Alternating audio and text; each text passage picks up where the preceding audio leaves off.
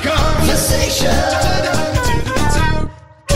Oh, Mr. Reaper, I know we're going into the afterlife, but I sure will hate leaving my body behind. It's full of alien DNA, which should have healed me from the poo drought. It didn't. Hey, isn't that a plot hole? Hello, and welcome to the Kongversation. I'm Hyle Russell, and how about some Matt, you little twat? Alright, you motherfucker. I think we're swearing more in this episode, aren't we? That's the remit of this. We can. Yeah, we can swear all we want on Yeah, you this. stupid. Wow, okay. So,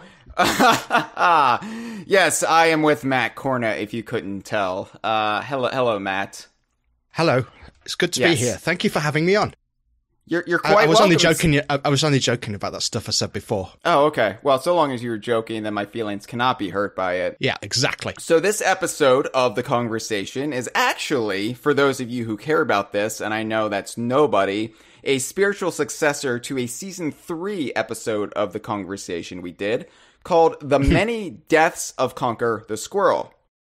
I'm always impressed with how you can do these very specific back references to previous episodes. It's half me doing research 5 minutes before we do the episode, and half my own. Oh, so you don't know them off by heart. Okay. I vaguely recall ones we did, and then I will go back and check to confirm. But yeah, half of it is actually just shoddy research done on my own part, and half of it is my own intense self-love of myself. That's why I do these things. But yeah, we did a Season 3 episode called The Many Deaths of Conker the Squirrel. And that was launched around the time Rare released info on Conker, Gettin' Medieval, because there's no G at the end of getting, so it's Gettin' Medieval. That was the abandoned Live and Reloaded follow-up for the Xbox platforms. And they released this video for Conker Gettin' Medieval right when Team Dakota announced there'd be no further chapters of Conker's big reunion. So since then, we've also seen Young Conker for the HoloLens, which still has no retail release, and at this point will probably never will. It's a really weird looking game that I don't know how much footage you've seen of it. Oh, I've watched a fair bit of it, and, you know, I hated it at first, and it still looks really weird, but I have to admit, I really want to play it very badly. Well, if Mitchell Wolf is to be believed, you will play it really badly. Am I right? Oh, I'm so glad you've been catching up with the Kongversation, Matt. Yeah, I do research as well for these fucking things. Did another swearing there. We should keep a tally of all the swears you do. You know, they have swear jars, so to keep people from swearing, they have to put money in the swear jar. So maybe this is how I can make up for the YouTube demonetization, is having Matt's swear jar. Piss. Conker, I don't know. Conker always seems to, with his sequels, manage to die another day. But we glossed over in that episode the original killed off Conker project, and that is Conker's Other Bad Day. Great title, by the way. Yes, very good title. You know, when the Bowie album The Next Day came out, I really wanted the next Conker game to be called Conker's Next Day, and just have an all Bowie soundtrack of original Bowie songs. But then Bowie had to go and die like a Conker sequel, so that's out the window. But yeah, we didn't really have much information on Conker's Other Bad Day at the time. We had just general snippets of information Chris Seavor had released over the years. So we didn't get to really talk about it in the original Many Deaths of Conker the Squirrel episode. Well, now we essentially have the entire story of Conker's Other Bad Day and some concepts of it in our hands. So we can finally talk about it at long last. Yeah, he's posted a lot of sort of photographed pages of I suppose the design documents. I don't know what sort of document this is, but I would like to read to you the associated text from the last tweet he made. Okay. Which is, that's it. If any media want an interview about it, the answer's no. Fuck off. And I like to think that that was rendered in the voice of Carl from the Cogs. Yes. A lot of, I think, Chris Seavor's general personality comes through in most of the Conker cast. But first, we have to get to our own due diligence, Matt. So please bear with me. I know it's been a while since you've been on the show, and due diligence is now bigger than ever. It's changing. It's changing all the time. Yes, but that's also because E3 is coming up, so we have to get this all out. I can't wait to go. Yeah, well, I can't wait. I would love for you to be out there. It's to be honest, it does look like an absolute nightmare. Don't you think? It is. Don't you think? But it's kind of like the good kind of nightmare where you still have some good moments in it. Like, yeah, you're getting chased by this beast from hell, but it's also like pleasuring you at the same time. I've had that one. Yeah, it's a good nightmare, that one. Please continue. We are talking about Conker on this episode, so it feels like a good time to first mention on the Kongversation that our E3 coverage is going to be specialty branded this year. I don't know if you know this, Matt, but June 8th is when I'm flying out to Los Angeles, as is Cameron and Jeff, for E3. And June 8th also happens to be the 20th anniversary of the first Conker game, Conker's Pocket Tales. A game that's near and dear to both of our hearts. And what do you mean I don't know this? Of course I know that. Well, I didn't know if you knew we were flying out on June 8th. Oh, I see. Yeah. I apologize for the accusatory way I said that. Yes, I didn't forward you my travel itinerary because I was like, who needs to know this? Well, probably not right. Matt, but, you know, I can do it if it would make you feel better. If it's not too much trouble, that would be ideal. Right, I'll do that. All right, I'll do that right now. Hold on. Thanks, mate. So our E3 coverage this year is actually the Conker's Pocket Tales 20th anniversary mega extravaganza celebration, and then in parentheses, and E3 2019 coverage. That will be kicking off Saturday, June 8th, and running through Thursday, June 13th, the final day of E3 proper. However, we'll also have 3 days beforehand of pre-3 coverage as well, because our E3 2019 page and discussion on the forum, they both go live on Wednesday, June 5th. All right, that will be the soft launch of our E3 coverage. And then on June 6th, I will be going on my annual bear hike, where I attempt to encounter a bear in the forest. And if I encounter a bear, legend has it, good fortune will smile upon DK Vine come E3. Have you released that promo image that you made for the E3 coverage? I have, yes. Yes. Check it out, listeners. It's very amusing. Yes. It's me and Jeff and Mitchell Wolf and Cameron all popping out of Conker's birthday cake. I think Mitchell Wolf described it as 4 of the whitest white guys ever. I just stumbled over my own sentence there, but you got the idea. Yeah, we're all very Caucasian, although in our defense, I did desaturate us quite a bit in order to make the pixelated image pop, So June 6th, I'll be going on my bear hike, and we'll also be recording our E3 2019 preview episode of The Kongversation around that time as well. And then June 8th, we'll be flying out, and it'll be me, it'll be Jeff, it'll be Cameron, it'll be Mitchell in the DK Vine Love Shack, live from Los Angeles. We're going to have video content. We're going to constantly be updating the news on the main site, the social media feeds. We're going to keep you in the loop, like rigidly, about everything happening at E3, so long as it pertains to Donkey Kong, Rare, or Playtonic. And then, of course, we can't forget about you, Matt, because you will be heading up the DK Vine at home coverage team. But you, Joe, and David manning the fort back home, making sure things are actually getting up and posted while we're trying to spy on industry executives in the stalls in the restroom. I'll be mostly eating crisps. And that's fine, too. We can even record you eating crisp. Okay. Great video content for E3. I could preview that now if you like.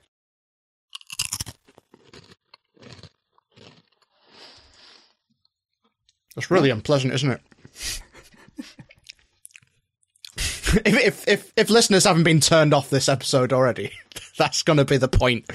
If you're really excited by that sort of content, then don't forget to back DK Vine on Patreon. That's dkvine.com/Patreon. Help fund this expedition. Help fund the magic of DK Vine at E3. And while you're at it, do not forget about following us on Facebook and Twitter, and also subscribing on YouTube, which of course I'm calling BooTube at the moment due to the demonetization crisis they have wrought upon us. But although I think in line with the episode theme, it should be PooTube. PooTube, right? Yeah. So I will now make another redirect. Oh no. For DK Vine's YouTube page, so you can find our YouTube page at dkvine.com/YouTube/BooTube or now /PooTube. And also don't forget, you can always call the DK Vine hotline at 1-202-630-VINE. That is 8463. You can leave us a message if you just want to say hi, or if you have a call you want played on the Kongversation. That's how you do it. Call any time of day or night. And I won't answer, even though I could if I wanted. Whenever I see somebody calling the hotline, the thought crosses my mind, I would probably really freak them out if I picked up right now and just started talking to them. You should do that, I think. Maybe make a window during which you will definitely answer. I'll say this much. I will do that at E3. If somebody calls the DK Vine hotline at E3, and I can't promise I'm going to do this all the time. Certainly not, but maybe once or twice, you might be one of the lucky ones if you call 1-202-630-VINE, 8463, from, like, June 8th, I'm going to be in the air for a good part of the day, so... That's so intimidating. You know, people are nervous about calling in as it is. The added threat of you saying hello. No, but okay, let's say starting June 9th, if you call, not when I'm, like, in the Xbox briefing or whatever, I won't pick up then, but you know what I mean, like... I'll pick up, I'll do it, and I'll start talking to you. If you want to talk to me live, you have a chance. This is freak you the fuck out. I'll say hello. The other possibility is that you'll just get shitloads of abuse. Yeah, that too, but that's fine, you know. Because I'm feeling good, because it's E3 season. I'm feeling good in general these days. And it's about time someone brought you down a peg or two, is that it? My manic swings have to come down eventually. You could be the one to do it. Oh no, it's happening, isn't it? It's already happening. Anyway, and moving past E3, looking beyond, don't forget that you need to help us get Nintendo President Shintaro Furukawa on the Kongversation for the Spotlight episode for Mario Golf, Game Boy Color, this October. It's already May. It's late May. And so far, we don't have them booked for this episode. It's appalling how few people in the DK Vine extended community are not on board with this. How hard can it be? It shouldn't be hard, you know. No. With all of the industry contacts I've been making and cultivating, you would think the Nintendo president would be near the top of the list. I mean, this is DK Vine. One of their most important characters is alluded to in our name. How is he not, you know, friends with me on Facebook? How do I not have him on speed dial? Is speed dial still a thing? Probably not, because we just have contacts on the phone and we just click on it, and that's the way it does. But you know what I mean. How am I not talking to him on a daily basis? This is ridiculous. He speaks English and everything. He speaks English and everything. There wouldn't even be a language barrier. We could be talking about Mario Golf Game Boy Color for months before we're supposed to do this episode, and it hasn't happened. I'm a little hurt, honestly, that Mr. Furukawa has not even reached out to me just, you know, to be my friend, because I think he would enjoy that. I think his life would be better if I were his friend. But it's fine. Which of the caddy masters do you think is his favourite? I reckon it's Dune Club Caddy Master. Yeah, I was going to say Dune Club. Just, he seems like a Dune Club Caddy Master he does, doesn't sort he? of guy. Yeah, he does. It's going to be a good episode if it happens the way I want it to, you know. We'll mainly talk about Dune Club Caddy Master. I imagine that's going to be probably a 6-hour episode. Pretty lengthy, but, you know, once you get the two of us talking about Mario Golf, Game Boy Color, there's no stopping us. You know, I'm genuinely starting to get the impression that people listening to the conversation don't want a 6-hour episode about Mario Golf Game Boy Color. Well, then why have they even been listening to the conversation in the first place? It makes me sick. Yeah, I could tell. You're going to be vomiting up that crisp in no time. Oh, no. That's my dinner, that. That one crisp. Also, I need to point out that nobody has found the missing episode of the conversation season 6 yet. Matt, you're, of course, ineligible because you know exactly what it is. But, yeah, the first person to do so and at us on Twitter with where it is, of course, gets an autographed copy of the Sea of Thieves #1 comic book signed by the author, Jeremy Whitley, which I think is the best episode we ever did for the conversation. For the purposes of this exchange, yes, of course it was. It was pretty darn good at the very least. I mean, it was definitely in the top 300 or so we've did. It was better than Bears. It was better than the Bears episode. That high watermark of entertainment, yeah. In that you're going to drown if you listen to it. Yeah. Metaphorically, of course, but you probably also will wish you were drowning. And yeah, you'll probably walk into the sea. And we also have another gimmick, too.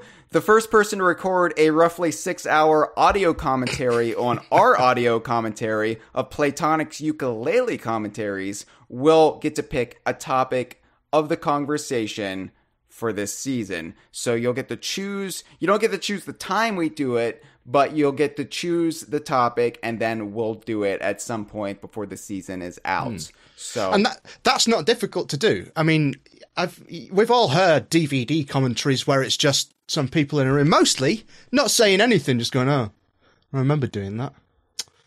Yeah, it's good, wasn't it? Yeah. Oh, I forgot about that bit." So if you just do something like that, 6 hours of that, it's 6 hours of your life. That's 1/4 of a day. Come on. Yeah.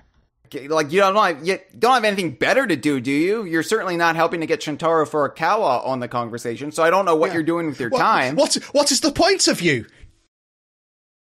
I feel like I've made due diligence last longer than it normally does. Yeah, I know, and you have to be out of the house at 5:30 British summertime. I think this will have to be a two-parter. This episode's just the due diligence. So, the Conker sequel we never got, Matt. Conker's Other Bad Day. Looking at the franchises that DK Vine covers, as part of what we call the Donkey Kong universe, but, it's an overarching shared universe of rare games. Obviously, when it comes to DK Vine and what the audience expects of DK Vine, Donkey Kong is the heart of everything. Banjo-Kazooie would probably come next, and that's probably because it shared a lot of the same team from the first 2 Donkey Kong Country games, and therefore it has a lot of its DNA baked into its own. It feels like part of the same coin, the other side of that coin of the Greg Mayles and Chris Sutherland, and but Conker, on the other hand, it's the second so-called spin-off from Diddy Kong Racing. Obviously, the chronology in development, it came before, and it was only retroactively a spin-off, but we don't care. Do we, Matt? No, we don't. Thanks for answering for me. Yes. Yeah, Conker, though, it's mostly the auteur project of one Chris Seavor, and so it has kind of a more unusual place in the way we cover these things. We love Conker at DK Vine. I don't think that's in dispute, but I think due to it having less games in a series, obviously there was Pocket Tales, which is more of an anomaly, more of a It's a handheld version of Conker that we never actually got. So it's kind of this weird glimpse into an alternate universe, but it's also something we wholly consider canon, and it just takes place before Bad Fur Day, but there's like no narrative threads from Pocket Tales that are ever picked up in Bad Fur Day or any subsequent Conker games. So things like the Acorn People and I think the Acorn People are the most upsetting loss in the subsequent Conker games. I know, like there were all these rumors about Other Bad Day over the years, and one of the rumors was that Honker the skunk was going to appear in it. And I don't know where this started. Well, there's echoes of that in... Well, I'm maybe foreshadowing later in the episode here, but there's echoes of Honker. There are echoes, and I don't know if the intent was... We've seen, like, sketches that I don't know if they're legitimate or not, like, of what looked to be Honker the skunk. It might not actually be Honker the skunk. It might be this echo that you're referring to. But, like... Rumors aside, there's nothing in Other Bad Day that has any Pocket Tales lineage. And we at DK Vine weirdly value Pocket Tales just because of how inanely weird it is. I think even Chris Seavor, if you asked him, would say that he's disowned it. He's disowned it, but we cherish it, we embrace it. That's just what we do at DK Vine, because we like the weirder it is, the more we're likely to take a shine to it. But yeah, you had Pocket Tales, and then you had Bad Fur Day, and then after that, you had a remake of Bad Fur Day, and that most people think is inferior to the original just due to various decisions, like it being more censored than Bad Fur Day was. And then, obviously that had a more robust multiplayer element, which a lot of people really enjoyed at the time. But then after that, there's nothing. Big reunion, and then Conker appeared in #IDARB. But, we're the only ones who count that. Conker We're also the only ones who render it #IDARB. Yeah. There's also Conker in Minecraft, but as far as legitimate appearances, and then Bad Fur Day appearing in Rare Replay, that's it for Conker. Yeah, it's weird that, isn't it? Because I think when DK Vine was first getting off the ground in the late 90s, early 2000s, the Holy Trinity would have been considered Donkey Kong, Banjo, and Conker. I think things are different now. Well, I still think Conker is considered part of that Trinity. It's just the much less important part of the Trinity. It's the Holy Ghost of that Trinity, where people are like, "Wait, what's that again? I don't understand. What? Why?" And, to continue this, Mr. Pants is Saint Peter. Yeah. So I think because it has less games, and because it is by virtue of being a Chris Seavor project, it feels more distant and remote from Donkey Kong and Banjo. And by extension, following along those lines, it's more distant and remote than the spin-off games like Ghoulies, the Pinata games, or even Yooka-Laylee and Sea of Thieves, because those all have the male's brother connection. Either Greg or Steve had a very significant hand in those games. And so there just feels like this thematic unity between them all. And then there's Conker over here. And, we don't talk about it nearly as much. We probably talk about it more than something like Star Fox Adventures these days. And like the whole Dinosaur Planet trilogy, which is kind of, at this point, almost a closed book.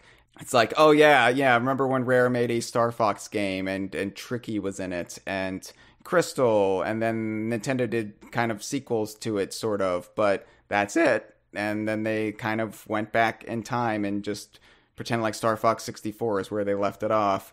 But, yeah, even though Conker is still considered a huge part of DK Vine and our coverage, it really does sort of come and go as a focal point, where Donkey Kong and Banjo are always just constants. I don't know. Yeah, it's weird when you stop and think. It's okay. I don't know what to say to that other than that it's a shame that it really is a shame Project Spark never continued with an episode 2. Definitely. Do you remember ages ago when you did an interview with that guy from Team Dakota? Brian Perry, yeah. Oh, he was so enthusiastic and he seemed so happy. I know. About the whole project. I feel bad that Project Spark was scuttled entirely, and obviously part of the consequence of that was that Big Reunion never got to be concluded, and we've rationalized it that it's okay because by virtue of what Project Spark is, we're the ones who were supposed to conclude that story, but that wasn't the intent, so it's just kind of this open-ended little chapter in Conker's history that you can choose the ending of and incorporate that into your own personal canon, but that's not really the same now, is it?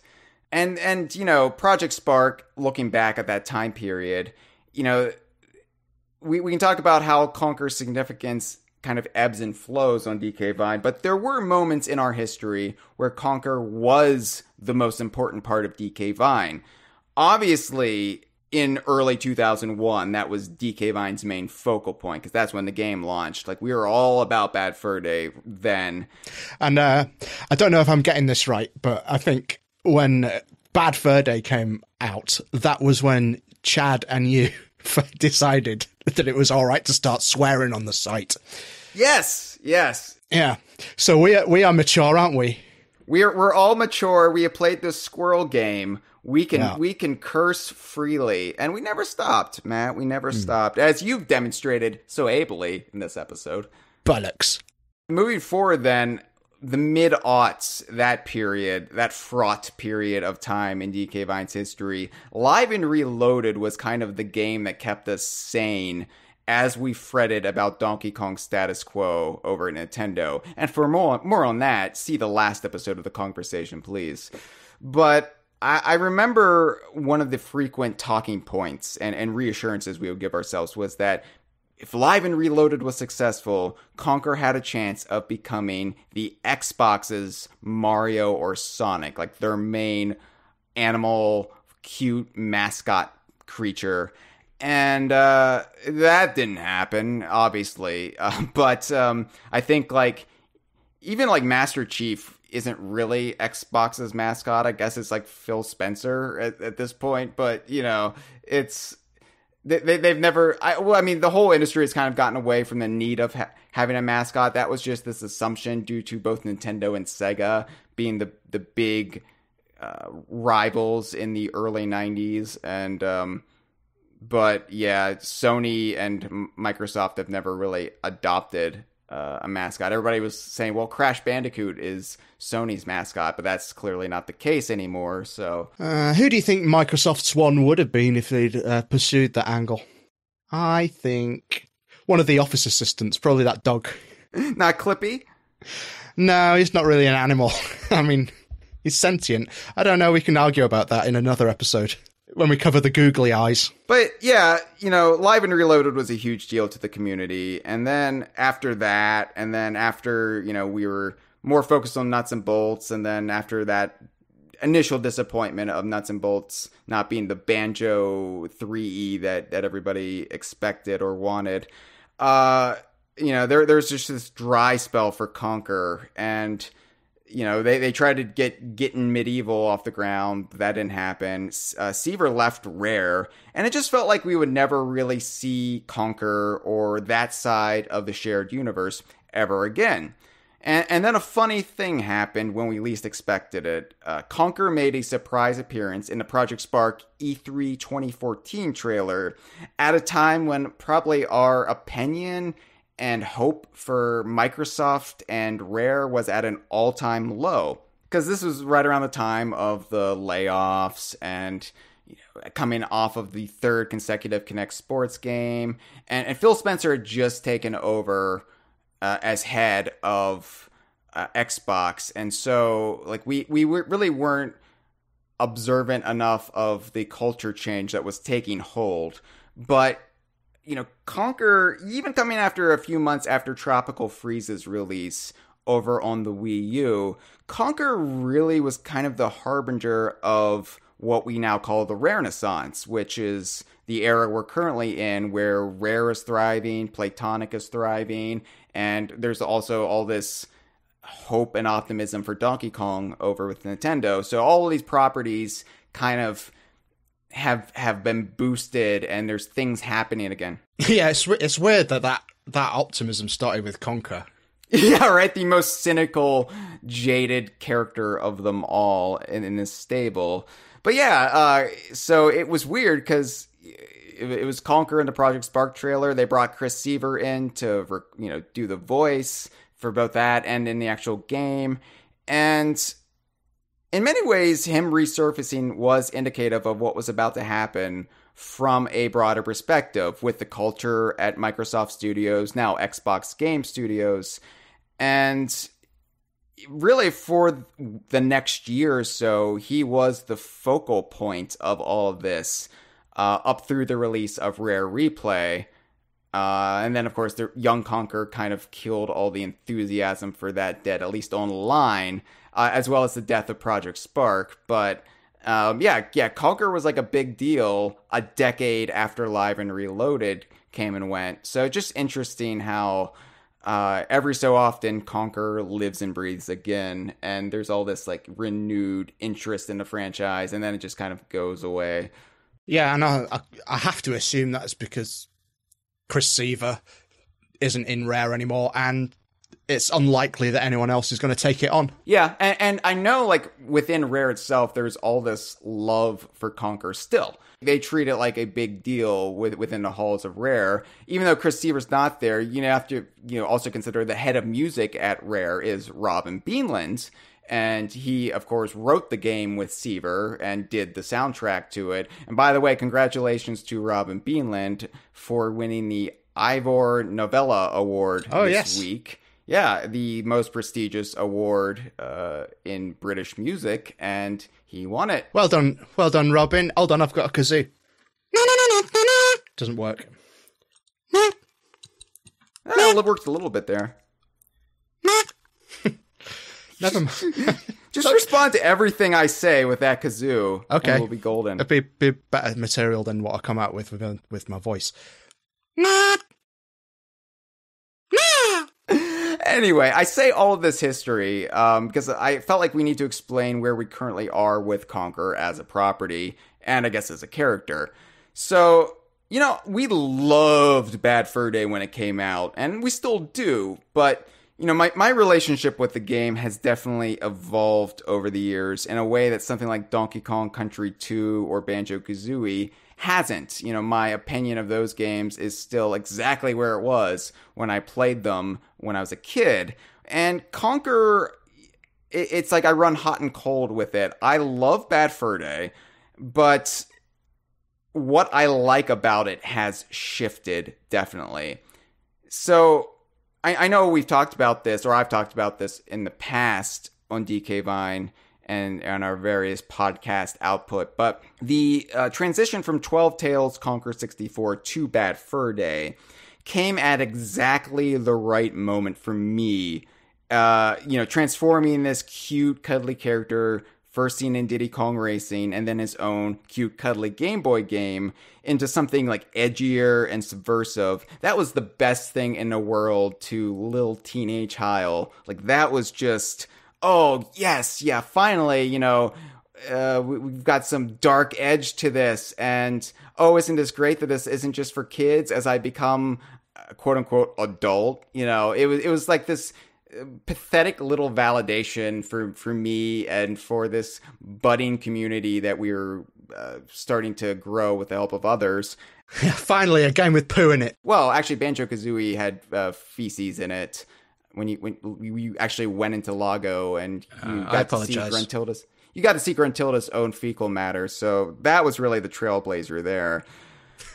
It reminds me a little bit of like Nintendo Loyalist and how, in the Wii U era, they were so upset that Tropical Freeze was coming out instead of Metroid because they desperately needed that mainstream validation from a Metroid game so they could prove that Nintendo wasn't just a console for kids. And it was a little bit of the same thing. It was like, oh yes, finally, we have Conker's Bad Fur Day, and now we can truly be seen as respected, distinguished connoisseurs of electronic entertainment. It's just the kind of shitty stuff you really worry about when you worry about what others think about you. And I don't anymore, so it just seems bemusing in retrospect.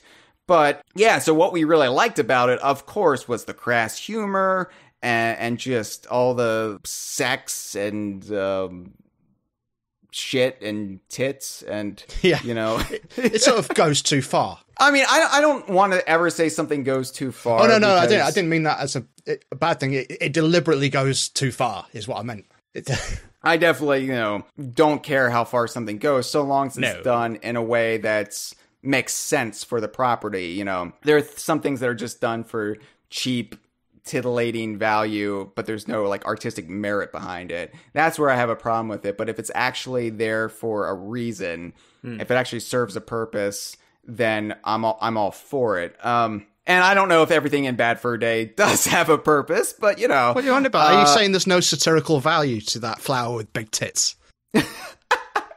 It works. It works for what it is, you know. There are some jokes in Bad Fur Day that obviously have not aged well. They're just like there are jokes on DK Vine that obviously have not aged well. For more on that, see last episode.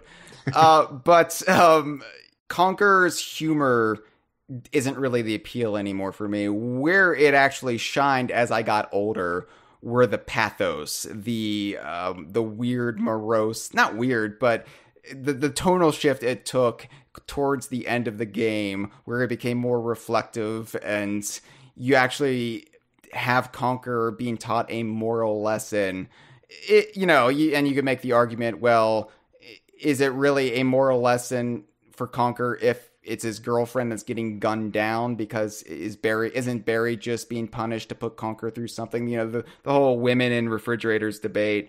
And, you know, yeah, I guess, but again, product of its time, and Barry and Conker were both terrible people, so honestly, they both deserve to be gunned down, but then it's called Conker's Bad Fur Day, and not Conker and Barry's Bad Fur Day, so... It does say starring Conker and Barry at the beginning. It does, though. It does, doesn't it? I think that's an artifact, too, of 12 Tales, when Conker and Barry were both playable, and then obviously Barry's role was vastly diminished, and she was just made absurdly tall and sexualized, but... yeah, the ending of the game is still far and away one of the best in the entire library of games DK Vine covers. At the very least, like the lesson that Conker learns, and it still holds up to this day, and more so than the tone of the earlier bits, although some things will never go out of style, like a singing mound of shit. So I feel like Conker excels, Bad Fur Day excels, when it finds its own voice and humor rather than just doing something like movie parodies. Because, you know, movie parodies, they're funny, especially when it's still fresh. But, you know, when you see a shot-for-shot recreation of the shootout from The Matrix in 2019, it just feels, oh yeah, I remember that bit from The Matrix. You know, it's more fun to play, I guess, initially, but... Oh, I think that Matrix thing is quite good. Where it falls over is in the next one, the Van Helsing thing, where it's not chosen the film very well. Well, right, yeah. I mean, you saw some of that in these design documents where, like, Seavor mentions wanting to homage the Statue of Liberty scene from the first X-Men movie, and I was going to look that up, but I have no idea what that is. Yeah, as important as the first X-Men movie was to the burgeoning superhero genre, nobody remembers like the little details of it because it's not that good of a movie, probably.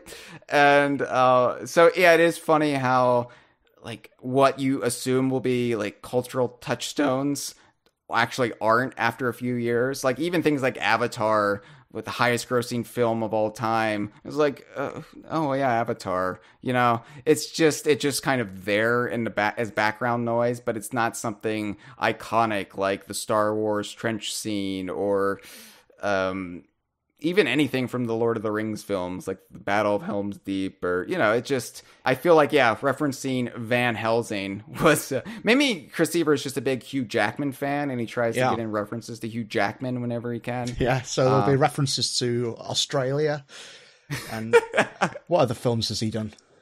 The Greatest Showman, you know, he was in Les Mis, that Les Mis production from a few years ago. So anyway, yeah, the parodies have never really like aged well, in my opinion. And I know he says he wanted, you know, just as many parodies in Other Bad Day, but I feel like where they really excel is when they just do their own thing, like having an operatic singing Pooh Man. It's just, and you know, you can like incorporate parodies so long as they're more low key. Like the parody of Bram Stoker's Dracula, I still think works really well for Batula. Just because that's not really... Because you're homaging Dracula, which is just more iconic as a literary thing. Rather, yeah, they're like throwing a nod to a specific version, but it still works as a whole and as a piece. I think the Saving Private Ryan stuff works as well, because you don't really need to have seen that film to see the humour in lots of cartoon squirrels being gunned down. Chipmunks. Honestly, I think it's just Squirrels, like the Matrix thing. The Matrix thing hasn't really aged, because even though the Matrix remains a very iconic and beloved movie, the first one at least, I think it was parodied so much around this same time that like all the teeth have been removed from doing a Matrix parody, and it is a shot-for-shot recreation, which is like almost admirable in the way they did it, but also it just feels like the story of Conker stops and they're doing this parody. It's kind of like when Chad and I did our college TV show, before it became an Emmy-winning college TV show, it was a piece of shit. And the first season, we just did like this line-for-line parody of a scene from Saved by the Bell. And I hate that. I hate that because it's not ours. It's not our identity. We're just referencing something else. It reminds me of like Family Guy style of humor. So I don't know why I got on that tangent. It just explaining like what I like about Conker now versus what I liked then. Oh yeah, I definitely agree with you. When it goes off on one doing something bizarre, it's definitely better. And it's odd that, because I think the first half of the game, I don't know that there are many movie parodies in it. I don't know if I'm misremembering. I mean, there are minor things here and there. It's like you thought of the idea halfway through. Hey, you know what? Yeah. Sometimes it works. So yeah, and I think he and Beanland kind of wrote the game as they went, so it probably became an easy crutch. Oh, let's just throw in a movie parody, and it works when it does, and when it doesn't, it doesn't. But as a whole, it's not like a slight or knock against the game. It just remembering what we found so endearing. Yeah, maybe it's a mistake to make that the point of the game.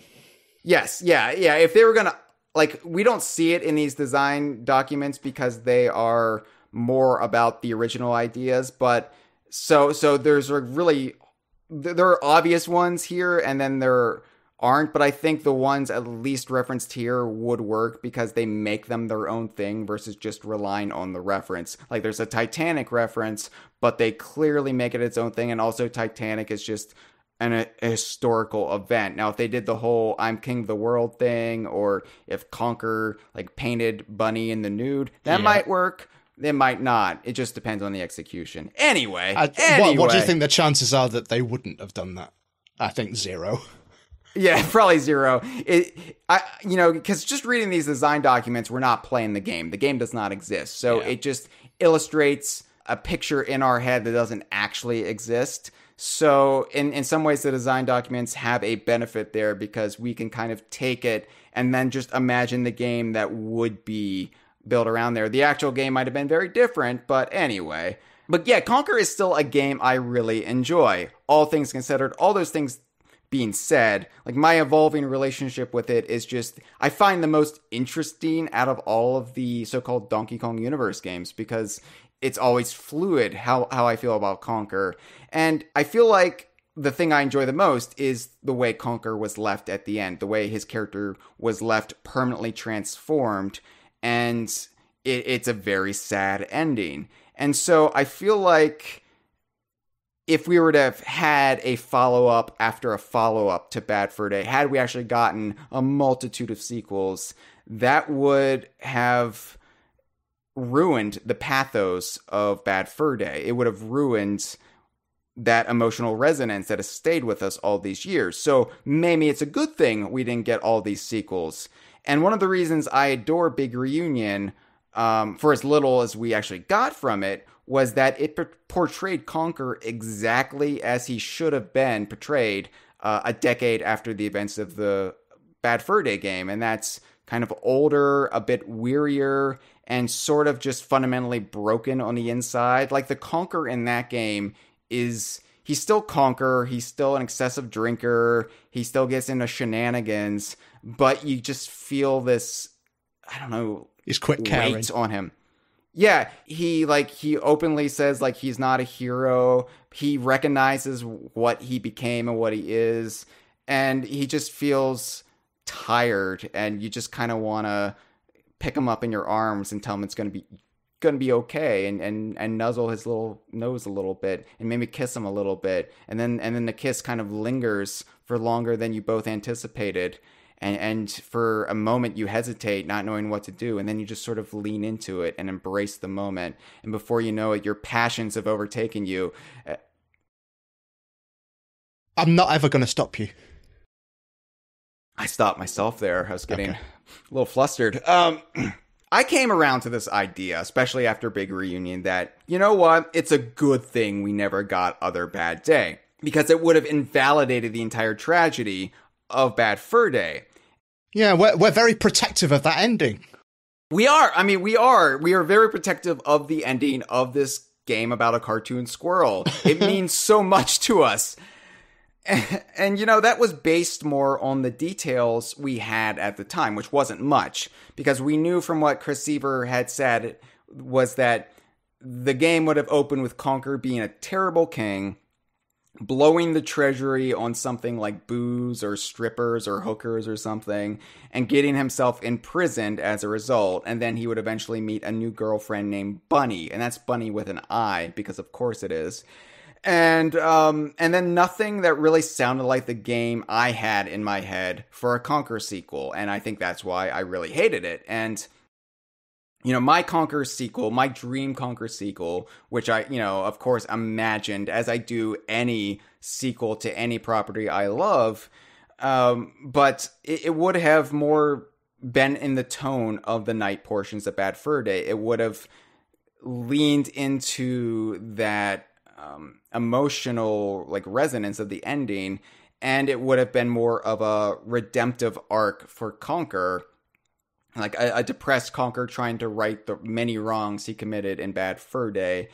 And then the big like crux of the idea was that it would play like Dante's Inferno. With the help of Greg the Grim Reaper, he would go into the afterlife and attempt to save Barry. Yeah, I think you've talked about that idea for a sequel on this show before, and I do really like it. Yeah. But I do also think that something like that was not ever going to be. No, and that's it's just given the nature of, like you said earlier, the way Bad Fur Day is put together, sort of made up as it went along. The sequel would have just been a kind of one after the other collection of ideas. Or at least so I would have imagined it before having seen this actual plan.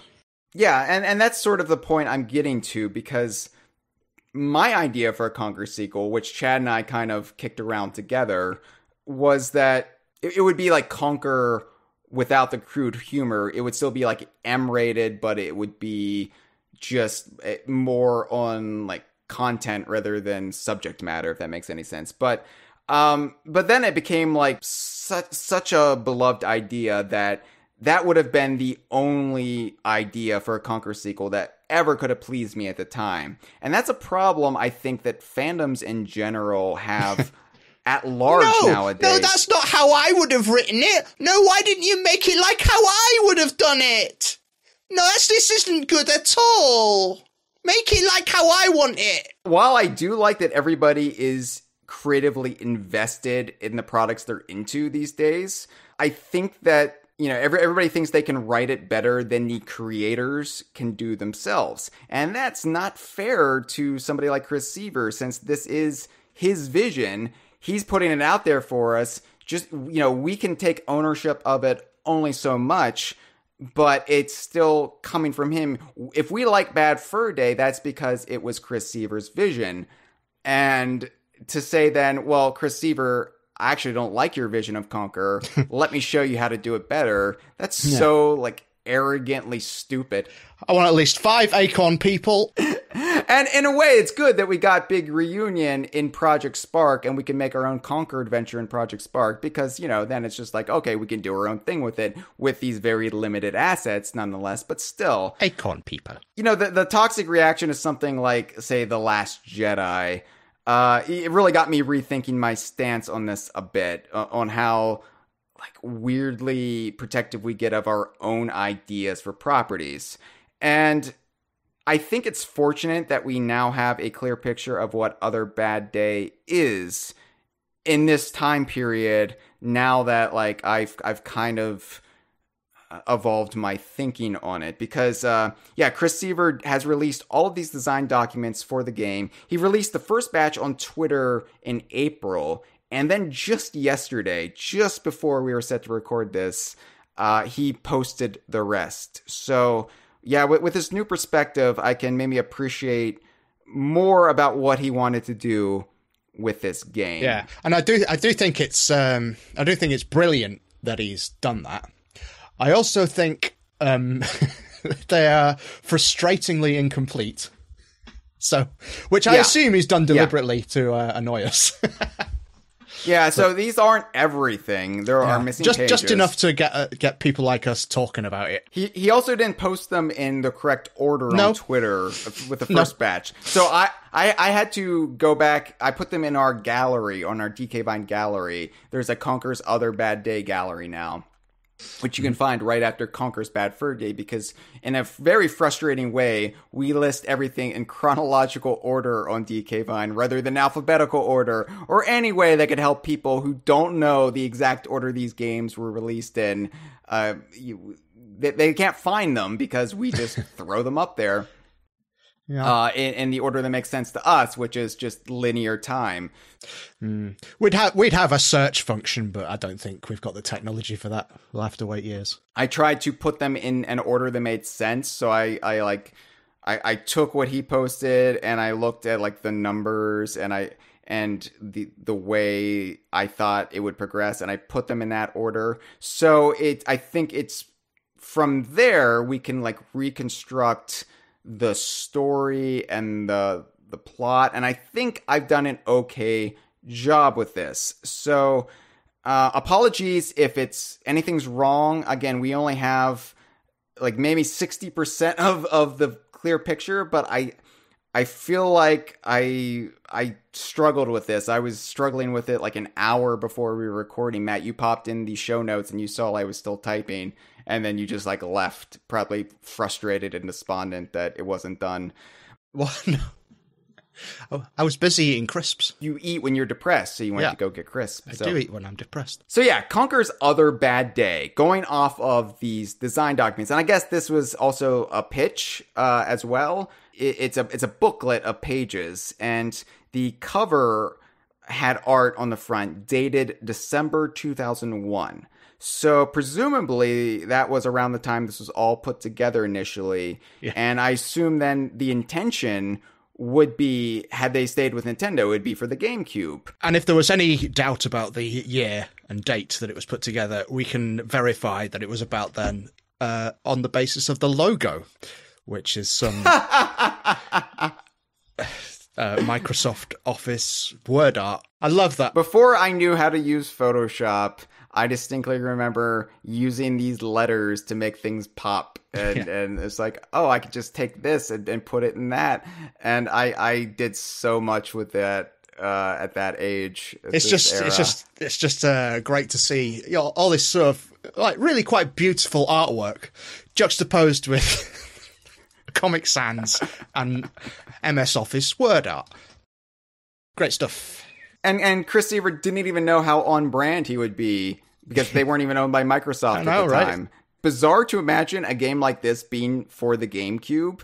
And, you know, obviously Rare knew, like, the Stampers were shopping them around, so they might not be Nintendo exclusive going forward. There was a lot of uncertainty in 2002 at Rare. And I believe their Christmas card, their holiday card of 2001 even played to that, because it was a snowman of Mr. Pants with 3 consoles under the tree, all, you know, GameCube, PlayStation, and Xbox, PlayStation 2.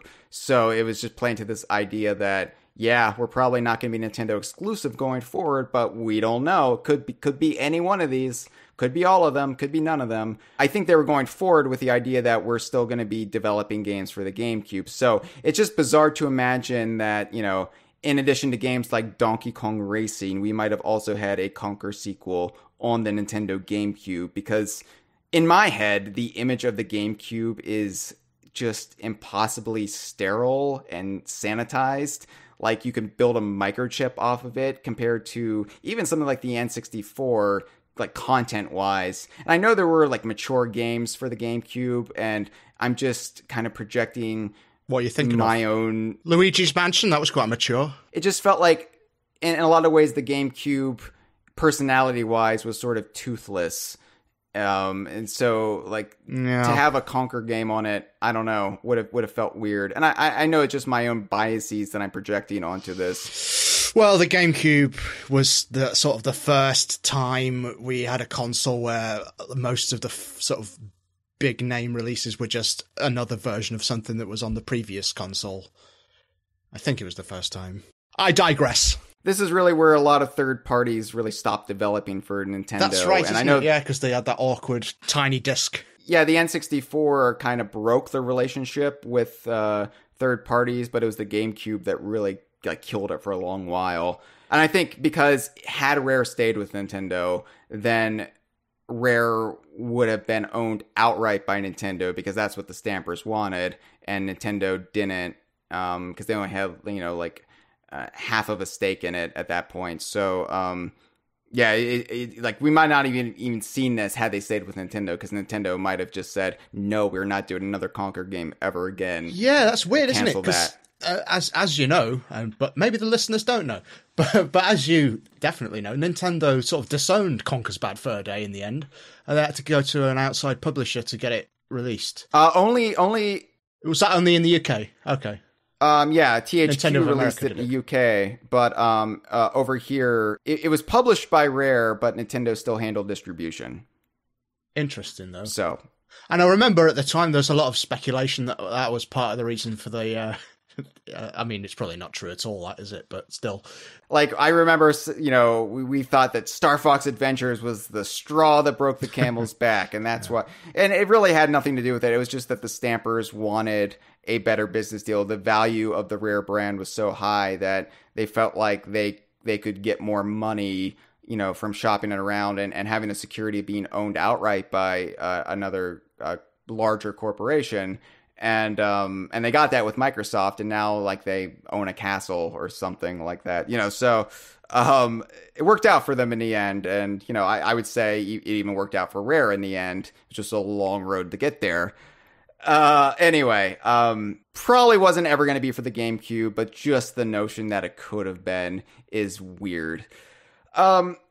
So, yeah, Other Bad Day. The game takes place a few years after Bad Fur Day, and according to Seavor's notes, Conker has now matured into a teenager.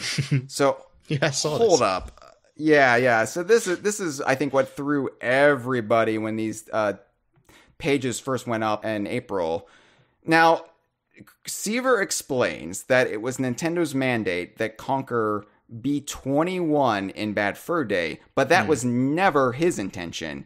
He wanted Conker to be something like, he doesn't specify, well, maybe he does.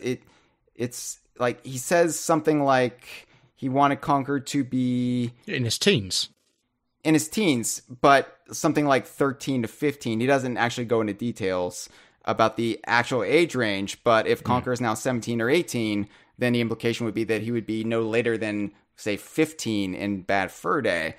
And my perspective, Matt, the Conker from Bad Fur Day was cynical and weary even from the start. Not for the same reasons he was at the end of the game, but he was just a bastard. And I know 15-year-olds can be bastards. That's fine. And I get that, adolescents and, even mid-year teens can drink and smoke, and they do. But the way, they portrayed it, Conker spending every night at the pub, and the way, his relationship with Barry was portrayed, because they seemingly lived together, I think was the implication. And, he had all this greed and desire for cash, and it never felt like he was anything but at least 18 years of age. And doesn't really add up, does it? He doesn't really play like a 15-year-old or younger. He plays like he is a young adult. And, I think Nintendo made the right call here, even if it was for just panicky, puritanical American Bible Belt reasons. I think creatively it just works better. Well, it's just in the promotional material he's referred to as 21, isn't it? It is, yes. It's not necessarily canonical. Yeah. I mean, but I know there are differences in culture between the US and the UK, but... That's true, isn't it? Were you chomping on cigars at 13 years of age, Matt? Like, I don't... No, not cigars, although I had moved on to the heroines by then. This day and age in America, if you're not smoking meth by the time you're 8, you've really fallen behind. You're ostracized from society. Yeah. You are, yeah. Yeah. So, I don't know. I feel like just creatively it works better if Conker is just 21, because he seems like... He's been out on his own for a while, but I can buy 18. I can't buy 15. He's furious about the aging thing with Nintendo. He is, and that's what I find so funny, because this is my biggest stickling point here, and the only point I really disagree with Seavor here is this point, because I'm like, what are you talking about? No, like unless he's done research into squirrel life cycles and has sort of done it in squirrel years. Right, yeah. Obviously, this isn't a big deal, and I don't even think it would be referenced in-game, just like Conker being 21 was never brought up in Bad Fur Day. It's just a weird, seeing, what the creator intended versus what was actually promoted and established in all of our minds. It's funny, and I know I said, we should respect the creator intent, but, yeah, we did an episode of the Kongversation about Death of the Author several years ago, where we said, at a certain point... the public does get a little bit of ownership over it if there's a big deviation. And I would say this is one point where, no, the public wins out. No, Conker is 21 in Bad Fur Day. Let's not even debate it. It's weird. We've just spent about 10 minutes debating it. I ended that debate by saying let's not. That's true. It's weird. Okay. Please continue.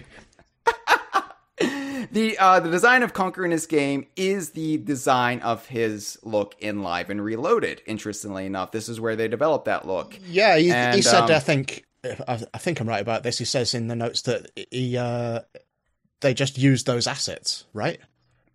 I might have misread something. And I like the Live and Reloaded look for Conker. I just don't like it as much as the Bad Fur Day look.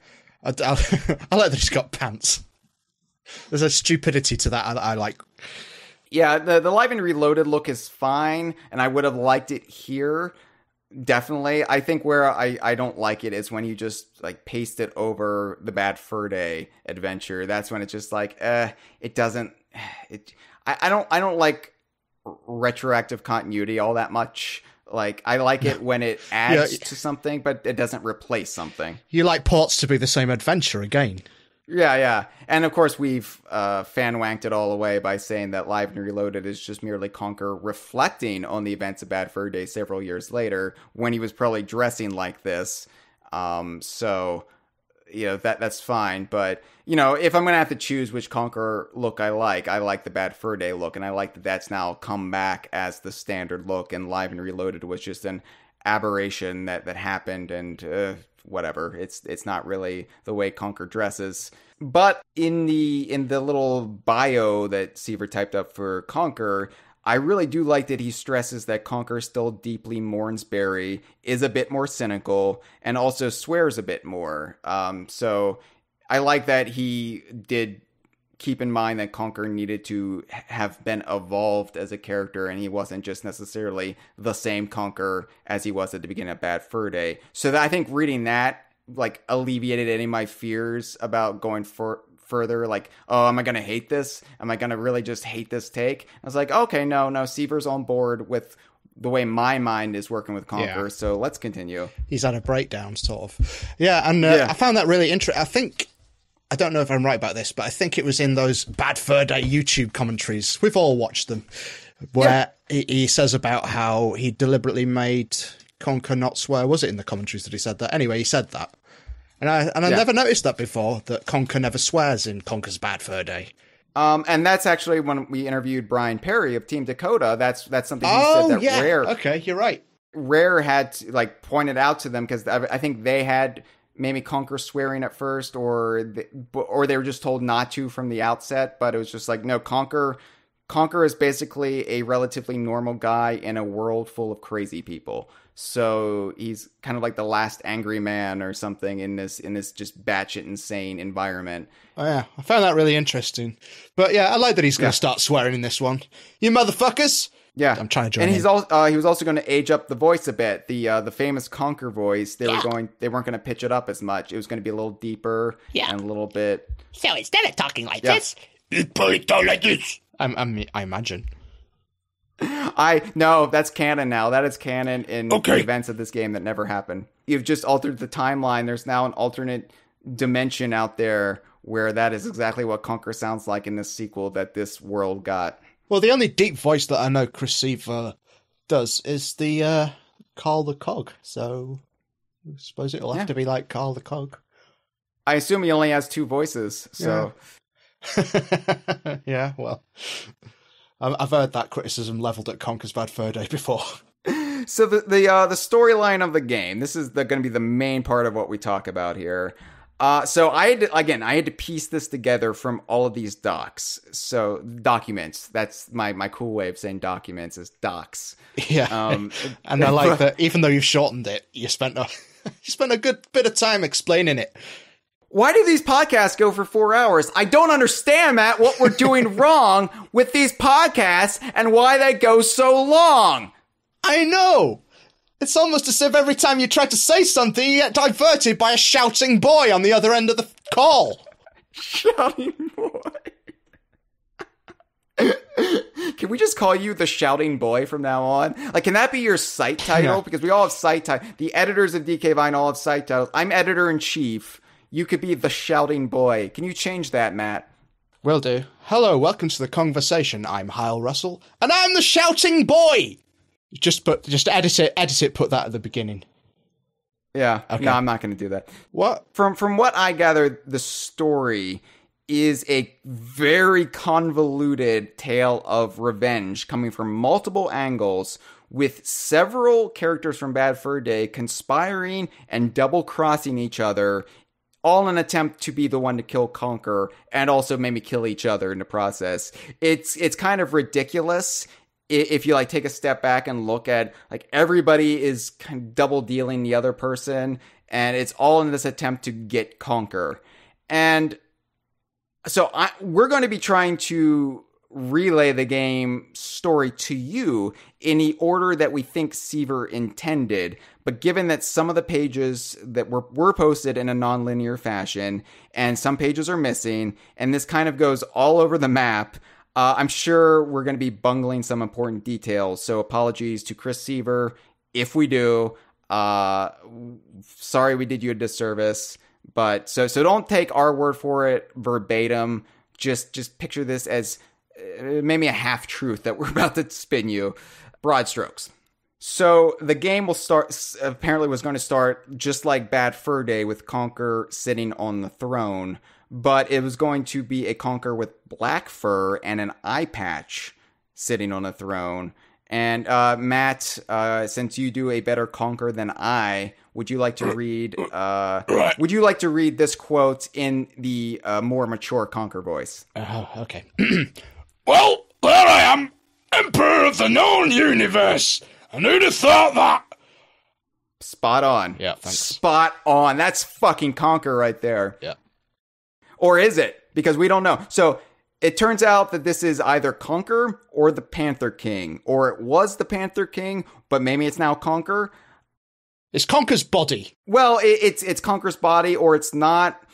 So this is one part of the story where I went cross-eyed trying to figure it out and parse the details. But essentially what we have is, broad strokes, the Panther King is dead. The xenomorph popped out of his chest, Heinrich, and the Panther King definitely died in Bad Fur Day. And in Other Bad Day, he's in the game's version of Hell, which is called The Basement, which I kind of, yeah, it's a very Chris Seavor kind of way of just rebranding something in his own image. He does that a lot in Bad Fur Day, and I kind of find it charming that they'll call Hell The Basement. Anyway, so the Panther King is in the basement, And there he strikes up a relationship with Greg the Grim Reaper, who, by the way, is only referred to as Death in these notes. And I've noticed that this is a common occurrence for rare staffers, that they oftentimes never use the actual names of the characters when talking about them themselves. And I think that's because so often during the development, they go unnamed except for like a descriptive term. So it's like Death. That's just what we're going to call them. And then at like the last minute or in like the post-production like manual typing, they will name them after the fact. So I think Greg was named very late, obviously just as a cheeky nod to Greg Males. But like for more on this, you can see Shabunga in Star Fox Adventures, because nobody who worked on Star Fox Adventures ever calls him Shabunga. It's always the shopkeeper or something like that. So it's just interesting how we as fans, like, we're like, oh yeah, Greg. Oh yeah, Shabunga. Or yeah, go back to Conker, the Great Mighty Pooh. We call him Chucky Pooh because like Chucky Pooh's lament. And nobody calls him Chucky Pooh, not even fans, to be honest. But Great Mighty Pooh is his title, Chucky Pooh is his name. Come on, people. It's not that hard. Yeah, so it's just funny how we as fans view something versus the creators. I find this endlessly fascinating, and I'm sure nobody else does. But like we just view these games and this universe in a completely different language than the people who actually made them.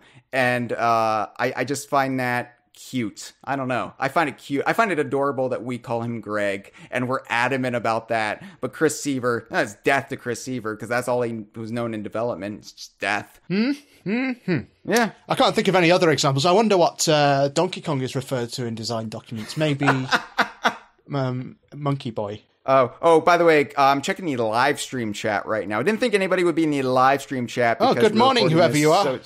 So damn early on a Saturday morning in the Americas and mid-afternoon in the UK. And I think the UK audience just doesn't check these out because they always assume they're going to be far too late to listen to. But Cameron has changed your role in the Inner Circle, so I believe you're now the shouty boy in the DK Vine Inner Circle. This is the most wonderful moments in my life. Thank you. Going back to whatever, Conker, yes. It turns out that we're talking about. Yeah. So the spirit of the Panther King and Greg, they hatch a plan because it turns out Greg wants Conker dead as well for completely unexplained reasons. I can't think of any reason why Greg would want Conker dead. He ate squirrels, doesn't he? Other than he ate squirrels, yeah. But it seems like he and Conker eventually reached an understanding when Conker killed the zombies for him. So in my idea of Conker's world, Greg is not an antagonist. Greg is just merely this figure that could go either way. So in my ideas for a Conker sequel, I always had Greg as an ally or as somebody who helps chaperone Conker into the afterlife. So for Greg to be such an antagonist here, a villain out and out, it's disconcerting for me because that's not how I ever viewed Greg. Yeah. But, I don't know. I like the idea that his hatred for squirrels is such that he will be willing to undertake any project aimed at killing one specific squirrel just on the basis that it is a squirrel. It turns out that Greg, after hatching this plan with the Panther King's spirit who's trapped in the basement, Greg facilitates a bargain with Don Weezo, who Chris Seavor only refers to as the Weasel Boss in the notes. But so if you remember, Don Weezo was one of the only characters to survive the ending of Bad Fur Day. He kind of slinked away when it all started going south. And so Don Weezo is still in the land of the living. And so Greg, who's able to travel back and forth, orchestrates this arrangement with Don Weezo. So Don Weezo steals the money in the treasury and Conker gets framed for it. We've always known Conker was going to lose the money in the treasury for the story of this game. But this is a completely new revelation that it's not actually Conker's fault. He was set up. And I like that. I really like that. That helps make it more acceptable. It's better than the booze and prostitutes explanation. Not that I have a problem necessarily with booze and prostitutes, so long as it's all above board. I like that Conker isn't actually just a complete fuck up from the outset, that it's actually not his fault. So apparently Greg discovered a clause about squirrels and death. So a squirrel can remain permanently dead, presumably independent of however many tails they've collected in life, if it's decreed by a state execution. And then only by beheading. Just ridiculous nonsense that I love. I love like the weird rules about death established by Conker, that cats do have 9 lives. And oh yeah, squirrels, red squirrels, they can keep coming back so long as they have tails. Because it incorporates stupid video game logic with stupid just bureaucracy. And it's what I was talking about in the ukulele episodes we just did, about how in the rare shared universe there is this almost horrific mundaneness to extraordinary things. Yeah. And I love that here. Yeah. Greg considers everything that he has to do to be an inconvenience at best. Just like anybody would treat their job. Even if you are a grim reaper who ferries souls into the afterlife, yeah, eventually it would just be a mundane slog that you would grow to resent and dread. And I love that, yeah. So what Greg should have done is start a Donkey Kong website and dedicate his life to Donkey Kong journalism, because then I feel like Greg would find true happiness.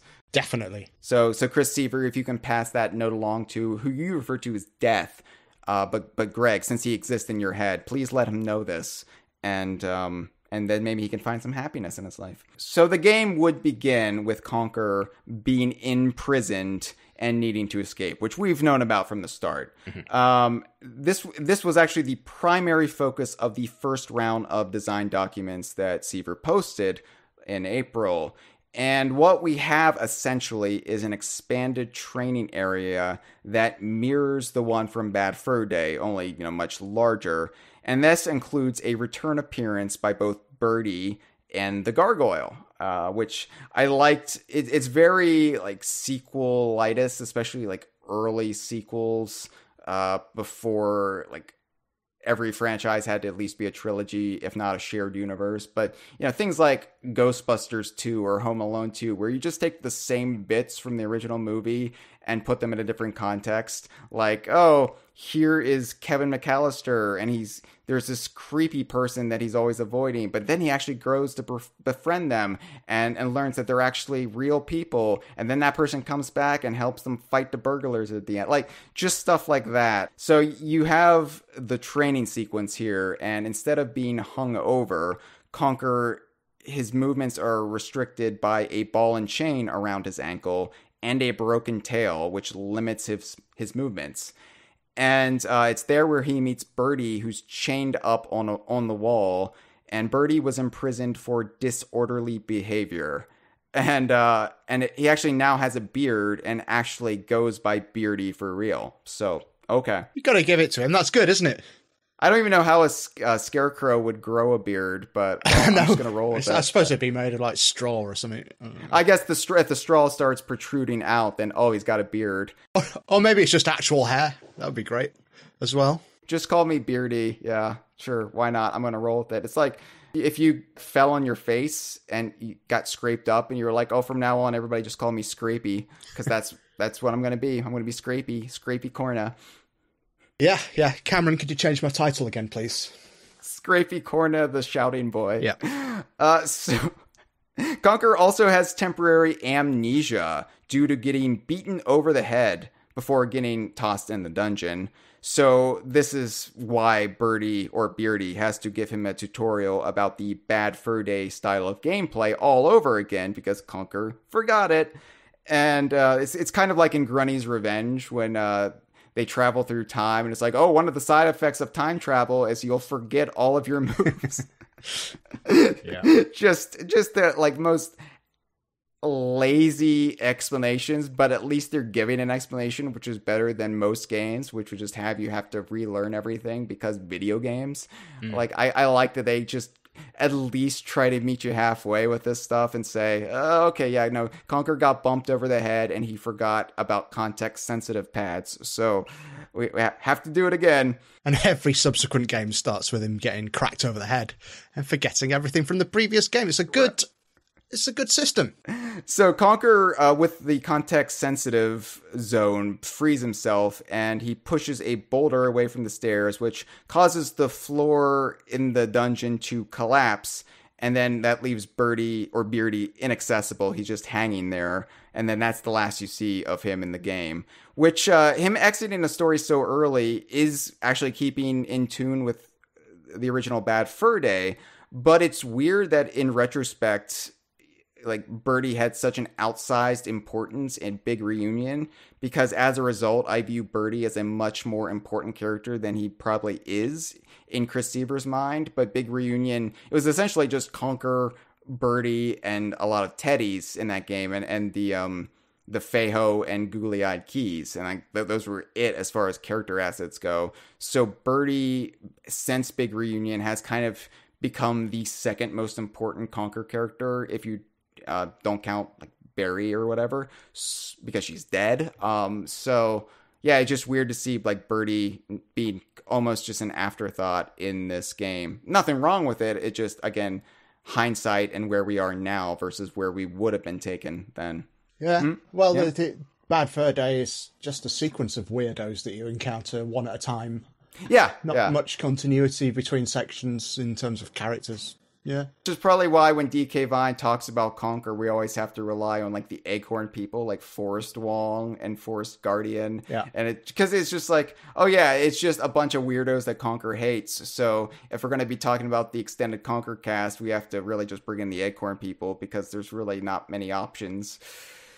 So Conker then explores the dungeon area, and it's here where we run into some new characters and some old favorites. So there is the secure unit for psychotics, the asylum area of the dungeon.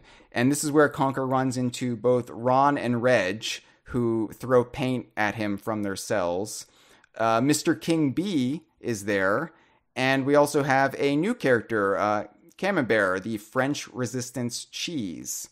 So Chris Seavor loves his googly-eyed cheese, and now we would have an entire character built up around that. And Camembert comes back later in the game as well. Yeah, and I think one of the greatest losses that went with this game not being made is hearing Chris Seavor's French accent. He likes doing the French act. He likes making fun of the French. In the final cell, Conker encounters a new character, Hannibal the Manual, the living game manual. And that is Conker's new tutorial guide throughout the rest of the game, since Birdie is chained up in an inaccessible dungeon with no floor. I don't know that there's any significance to it being called Hannibal, other than I think kind of almost rhymes, but doesn't quite rhyme with manual. Yeah. Like, why? It could have just been Manuel the Manual or something. There we go.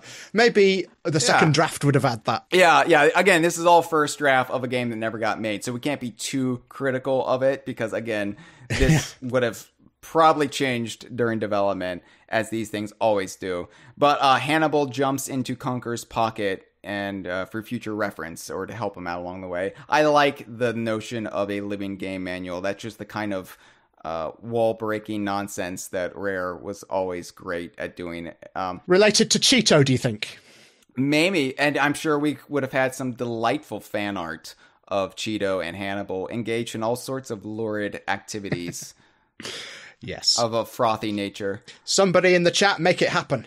Cameron's in the chat. Cameron, I want to see some fan artwork of Hannibal and Cheeto. Because you don't even know what Hannibal looks like, but just invent it, and I want to see him engaged mid-coitus with Cheeto. That's a new... You've added something to that. Other Bad Day would have also introduced movable context-sensitive zones, which would have required an extra bit of challenge and strategy, because you'd have to pick one up and find the place to put it where you could actually use it. So switching it up, making it a little bit more complex, like any good sequel should. I don't know how I feel. I think at first I didn't like that. And then I've thought about it a bit more, and now I like it. That's kind of like everything with Other Bad Day. It's like, at first I didn't like that, but then I thought about it, and I was like, okay, that's fine. Conker would have encountered these gargoyle. I think it's supposed to be the same gargoyle from the beginning of Bad Fur Day, squatting on the bridge that leads away from the training area. And he'd have to use his slingshot with a movable context-sensitive zone to hit another nearby gargoyle, one of 3 apparently, in its stone testicles, and then it would drop another boulder that it was holding, and it would take out the bridge and the gargoyle, and then Conker would have to do something like backtrack down below and helicopter spin over a shorter bridge down below. And it's a bit unclear since not all of this page is even visible in the picture Seavor took. I thought these were scans at first, and then I quickly realized he just took pictures with his phone, because you don't even get like a full picture of the page on this. But again, I think he's deliberately teasing us. I know, and that's all he needs to do, because we're not owed any of this. No. So it's just nice to have a little taste. But anyway, however he gets out, eventually Conker gets out of the training area, the dungeon, and then he's into the actual castle of what we refer to as Willow Woods. That's just because of Pocket Tales, but Seavor never ever uses that terminology. So the castle itself would have served as the windy area this time around, the main central hub of the game. And in the castle, you could access the gallows, which is where the game over sequence took place, the throne room itself, the prison tower, which I guess is just the training area, the Feral Reserve Bank, what he refers to as the busy harbor, and the Professor's Tower. However, it's filled with vampire bats, gargoyles, and weasel guards all out to get Conker. Because Conker is a fugitive at this point, so it's not like he can just roam freely. And then outside of the castle would be the area of Castle Town. And this is actually where the Cock and Plucker is located. And Seavor describes the town as a dirty, stinking, cobbled place. And you can see that in the intro to Bad Fur Day because of the cobblestone streets outside of the Cock and Plucker. But it should be pointed out, for those of you paying attention at home, that in Big Reunion, that established the Cock and Plucker is actually being located in a more placid woodland verdant area of rolling green fields. And that clearly wasn't Seavor's intention in Bad Fur Day, but no. I mean, the cobbles are gone in Big Reunion. Maybe it's a chain. Maybe it is. I think I just rationalize that maybe after Conker became king, he put no money in infrastructure, so grass just eventually overtook the cobblestones, and that's what happened. It's interesting that the Cock and Plucker is in Castletown, especially considering the fabled Panther King is fabled. No one presumably really knows that he exists. He is a fabled Panther King. Yeah. There's this big looming castle overlooking everything. No one's really ever looked at it, been there, realized it's around. That's why I think that having the Cock and Plucker not be next to the castle actually does work for Conker lore a little bit more. Because remember, in the events of Bad Fur Day, Conker is lost and just trying to get home, and he just gets in one situation after another. So it's presumed that the windy area he's in is actually not anywhere he's familiar with. So if he goes to the Cock and Plucker every night, he shouldn't be at all familiar with the area. So I always view the Cock and Plucker as the halfway point between the area of Pocket Tales and the area of Bad Fur Day, and he just was on the other side of it. At the same time, I would like to see more of that area, the Cock and Plucker. It sounds amazing.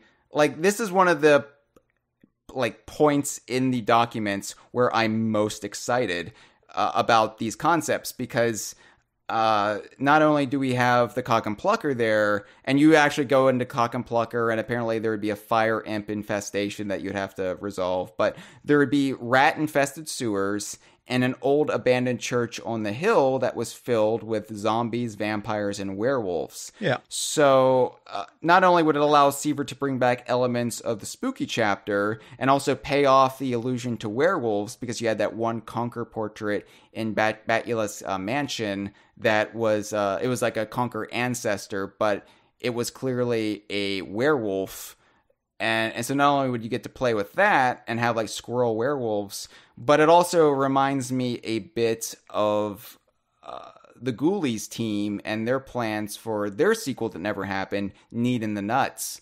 And because that was going to take place in like the town of Need in the Nuts, but then it became like Ghoulsville in the Gloom. But it'd be just a haunted English village, which I like lament so much that we lost out on. So this would give us a little bit of a taste of that. But of course, we lost out on this too. So we just lose constantly, don't we? But I always like those sorts of environments. I like the town in Jolly Roger's Lagoon. Not Jolly Roger's Lagoon. Yeah, it is Jolly Roger's Lagoon. And Greenwood Village, of course, from Jet Force Gemini. Of course. You actually go out and you can go out into the windy area, which Seavor refers to as Windmill Land. Quite original. Yeah. And so Windy is accessible, but it takes place in not winter. He specifies that it's an unseasonably cold climate this time around. He doesn't get into whether it's like covered with snow, but it's less green and lush this time around. And lots of changes have happened since Bad Fur Day. Pooh Mountain is gone because it was flushed when you defeated Chucky Poo. And now in its place is just a stinking bog, in his words. The windmill is still under reconstruction. And with Mrs. Queen Bee dead and Mr. King Bee in the asylum, the prince would have taken over the hive with a new defense system. And we also have a new area called the Dingy Forest, which has sprung up overnight. And there's no details anymore in these notes about what that might be or the context of which. It's very evocative. It was just a way. Yeah, I think it's just a way for him to block off certain areas from Bad Fur Day so you can't access it. Because the areas of Bad Fur Day, like the Squirrel High Command facility, are completely blocked. Like, think Grunny's lair in Banjo-Tooie. Yeah. Like, you can still see the entrance, but you just can't go into it. Yeah, it's good. That I like the way Banjo-Tooie handled, representing the same area again, and it seems like he's got the same idea for this. Great, I like that. Yeah, it makes the world feel like a real place. It makes it feel like part of the same tapestry as the first game. But it's, obviously you can't just like pop into all those old areas. There'd be no space. So you just, come up with that compromise. And we have newly established locales as well. So where the old barn used to be, which is now derelict, we have the Kingdom of Cheesy. It's a kingdom made out of cheese, and it's ruled by Marvin the Mouse's cousin. And it's here where Conker would come across the character of Camembert once again. They're just going through substances that they didn't cover by the original game. Yeah, right. No, we did shit. What comes before shit? Cheese. Of course. All right. Yeah, of course. There would be something called the Wasp Factory, where the Wankas are back and continuing their war against the beleaguered bees with their own honey-making factory, but they need the bees' hives to actually make the honey, so there's this whole thing where Conker gets caught up between the two factions again. Literally, it's listed as Teddy's Other Islands, which I guess would be a tongue-in-cheek reference to the lazy game title. Yeah. But this is where the professor performed his more questionable experiments, and where the reject teddies would still be living. So I imagine quite a few horrific experimental teddy designs would be found here. Yeah, I like the idea that there's reject teddies that aren't good enough for the proper army. Sort of Raggy Dolls type teddies. In Big Reunion got around the idea of like the teddies being wiped out in the first game by having more of a dialect situation where the teddies, like one or two teddies survived and they were repopulating their ranks through cloning. And that was how Big Reunion got around the teddies coming back as a threat. And this one does something similar later, but it's more along the lines of, oh, here's some old teddies that like were forgotten about, and then we'll bring back newer teddies later in the game. Now, there's a section called Clang Bastards that I do not understand at all. it's something about metal creatures making a nest for themselves. And this is where Don Weezo hid the money from the treasury. And then Conker somehow transforms into a clang and moves around here. But I don't know what the fuck a clang is. So it's just nonsense. Yeah. It feels like somebody was having a stroke when they wrote this. The only thing I can think of is if it's a reference to the children's TV show The Clangers, which is... Explain this to an American. It's like a stop-motion animated show about these sort of mouse creatures from space. They're like foil mice. See, I was just thinking, like, it was just describing these sound effects that, like, metal makes, and these were, like, more cogs, like Carl yeah, they could be like Quentin. those, because there's those metal foot soldiers in the original game. Yeah, it could be those. Yeah, it's probably those, isn't it? Never mind. So, speaking of the Treasury and Don Weezo, those are the, like, areas in, I guess, the early part of the game. But at some point in the game, maybe at the same part of the narrative where we shifted from day to night and bad fur day, maybe before, Conker actually fights Don Weezo at the Feral Reserve and kills him. And then Conker is captured and executed for his crimes himself, including the murder of Don Weezo, which, I mean, okay. So Conker gets beheaded, I think at the gallows, and then the Panther King returns to the land of the living. This is where it gets confusing. This is what we were talking about or alluding to earlier. Somehow the Panther King comes back in Conker's beheaded body, but he's not beheaded anymore. He's stitched up, but that's somehow enough to make his body viable. And somehow the Panther King inhabiting Conker's body means Conker has black fur and he has an eye patch for some reason. Although Seavor seems to switch back and forth over whether this is actually Conker's body or it's just somehow a duplicate of Conker's body, because it gets confusing later on. Isn't there something in there somewhere about his neck being stitched up? Yeah, well, it's stitched up, but the problem is the Panther King is running around in Conker's body, and that's the status quo for the Panther King for the rest of the game. But then at some point, Conker comes back to the land of the living, but he's just in his regular body, and we don't know where this duplicate body came from. So maybe there's something about cloning in there that's left out. I don't know. Because cloning does play a part in the end of the story, but not as far as a Conker clone goes. I don't know.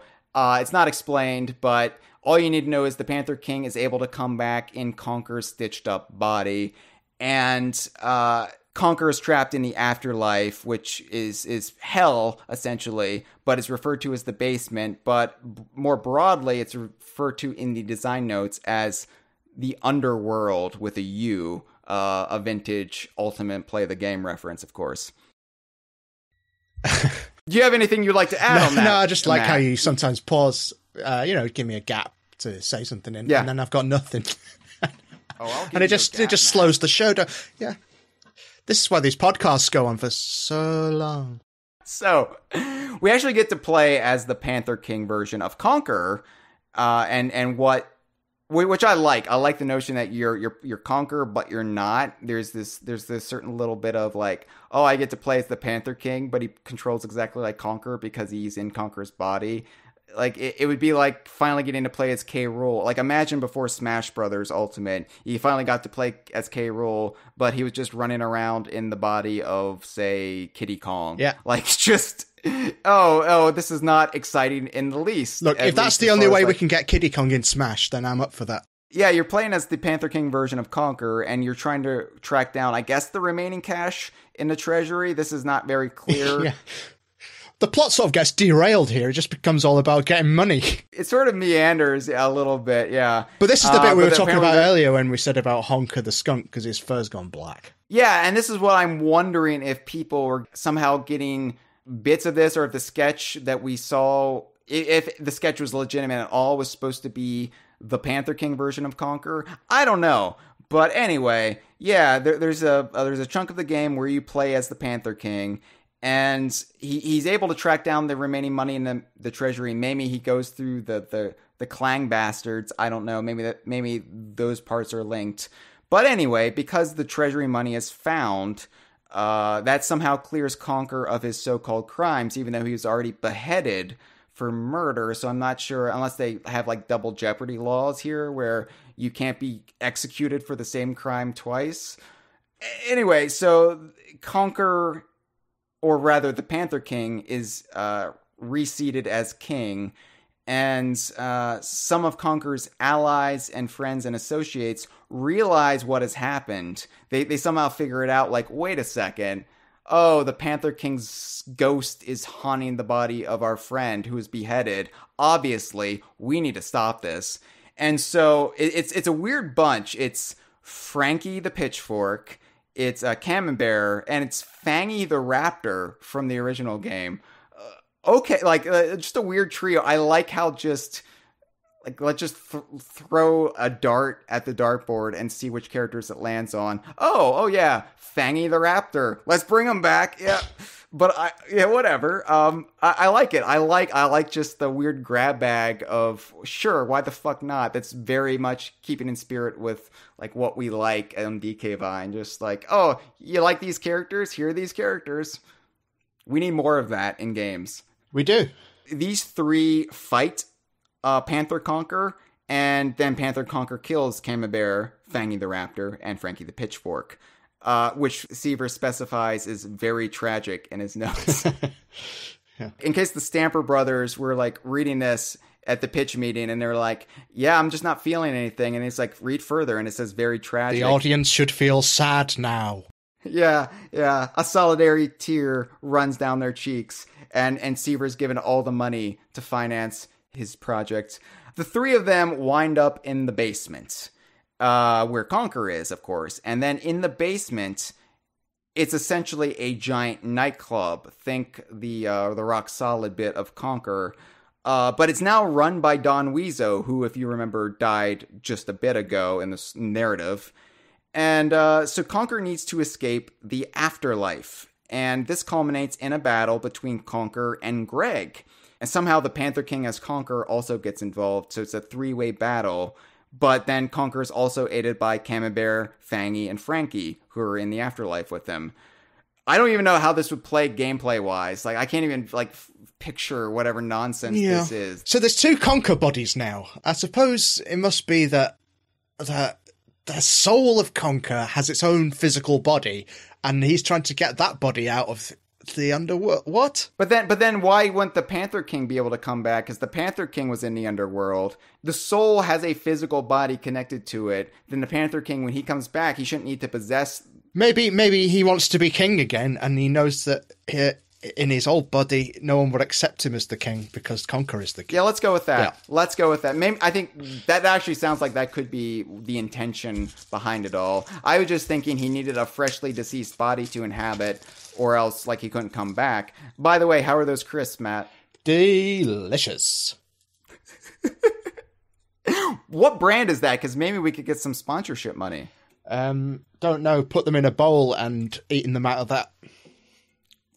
Crisp in a bowl. Yeah. Come on, Crisp in a bowl. Give us that money. We just did you a major service talking about you on our podcast of squirrels. Crinkle Cut. Crinkle Cut. Like, that's the actual brand name? That sounds like a descriptive. No, that term, is a description. I don't know what the brand is. I feel like we've lost a little bit of momentum here. Yeah, that's the conversation for you. So there are two Conker bodies. So I don't know why the Panther King would be back in the afterlife. Maybe he got tipped off by Greg. Maybe Greg beamed him in. It's like, hey, I need help. Conker's fighting me, and he's got some cheese and dinosaurs with him. But anyway, there's a fight, and Conker is victorious. The real Conker is victorious. And then Panther Conker is banished to the prison tower, which is where Conker started the game. Yeah, Greg is defeated apparently by cats somehow. So I don't know how cats got involved, but cats defeat Greg. And Conker escapes the underworld, or the basement, but the underworld more broadly, on the Gigantic, which is a Titanic parody that essentially serves the same function, weirdly enough, as the Ferry of the Damned later would in Sea of Thieves. which I really like. I really like this concept. And the gigantic is actually, in the in-game lore, was, I guess, the rare archipelago version of the Titanic that also sank. And now it's just damned to forever sail on the Suagassi Sea, because that is, I guess, like the sea of the afterlife, like what the Ferry of the Damned would be on in Sea of Thieves, or in like, classical mythology, what Charon would, ferry people back and forth on. Yeah, the river Styx, yeah, except this would be much larger. The shits. Yes. And it's actually called the Suagassi Sea, not just for the taking an existing term and like making it Conkerized, but because instead of an iceberg, the gigantic hits Chucky Poo. The great mighty Pooh is now living in the Suagassi Sea in the afterlife. And I have to admit, when I read this in the documents, my fist actually pumped in the air when I got to that part. I was very excited. I wasn't expecting to see him back, and I was just like, yes, this character is back in this game I will never play. Yes! He's going to have another song explaining the convoluted plot. I know, and then we would have another Chris Marlowe song for him to sing, because he loves singing that song to anybody who wants to hear it, and now he would have, like, he could take 2 requests rather than just being haunted by one song for the rest of his life. So I forgot to mention, because the notes really gloss over this, it kind of comes out of nowhere. Conker meets a new love interest on the gigantic, Bunny with an eye. And he helps her escape back into the land of the living as well. So I don't know if Bunny was an original passenger on the gigantic, and I'm sure they would do like this Kate Winslet, like Rose from Titanic thing with her. That's why I alluded to earlier. I'm sure we would get references galore with Conker as Leonardo DiCaprio and Bunny as Kate Winslet. But Conker returns to life, although still with the eye patch and a stitched up neck, and presumably black fur. So again, I don't know how any of this works, because if it's his soul body that's like becoming fleshy as he enters the land of the living, he should not have the Panther King's body. I don't get this, Matt. I don't understand this. Unless he's re-inhabiting his formerly dead body as soon as his soul body enters the real world. I think it's still established that the Panther King is still in that squirrel body too, because the Panther King does come back later and helps out Conker. So I don't know, Chris Seavor, you need to do another pass on this. I demand a second draft on my desk this time next Monday. Chop, chop. You don't have anything better to do with your time, right? Exactly. And also, help me get Nintendo President Shintaro Furukawa on the Kongversation for the Kongversation's big spotlight episode for Mario Golf Game Boy Color this October. Chris Seavor, what the hell are you doing with your time? Pull your finger out. Actually, don't pull it out. I like it. Conker's back. He's now got a stitched up neck, similar to, I guess, Marvin at the end of Bad Fur Day, because his body blew up, but then he stitched back together. It's elasticy cartoon physics. Just deal with it, people. Anyway, he's got an eye patch, very Kurt Russell from them movies where he's got the eye patch. Yep. He's planning to marry Bunny, which feels very sudden to me. Like, you just met her in the afterlife on a boat. Like, maybe get to know her a little bit. Maybe, like, you barely had time to flirt with her. Maybe he painted her nude. I don't know, but... He loves other rodents. Rabbits aren't really rodents, are they? Oh, yeah, they're not, are they? I always used to think they were. Yeah. They got the teeth. It's the same thing. Come on. Yeah, if you have teeth, you're pretty much a rat. Yeah, basically. That's why I pulled all mine out years ago. Yeah. Anyway, so...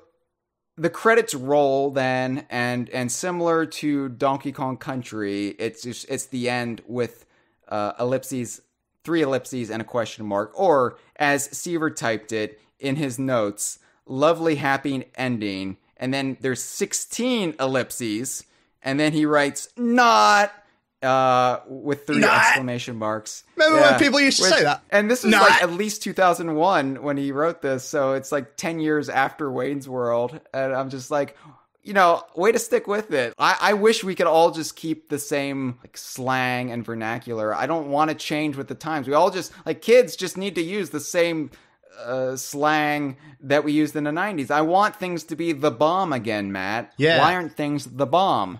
Why aren't things all that anymore? I feel like now they're just some that, and it's just not enough for me. I'm ravenous. I want all that. So, so the credits stop rolling. Yes, sorry. Matt's looking at the times like, I've got to be out of here in 45 minutes, and he's still talking. Not! At least we don't have any calls on this episode. So What? Yeah, nobody called in. I thought we'd be inundated. No, I got some very lovely calls about my monologue on the last episode, but I was like, that won't be appropriate to play. We're talking about shit and piss on this episode.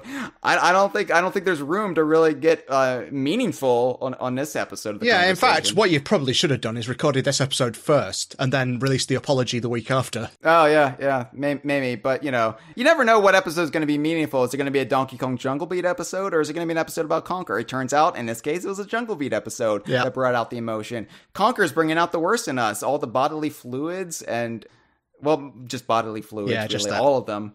Simultaneously. I didn't even know you could piss and cum at the same time, but I've been doing it for the last hour and a half. Yeah, I thought I could detect it in your voice.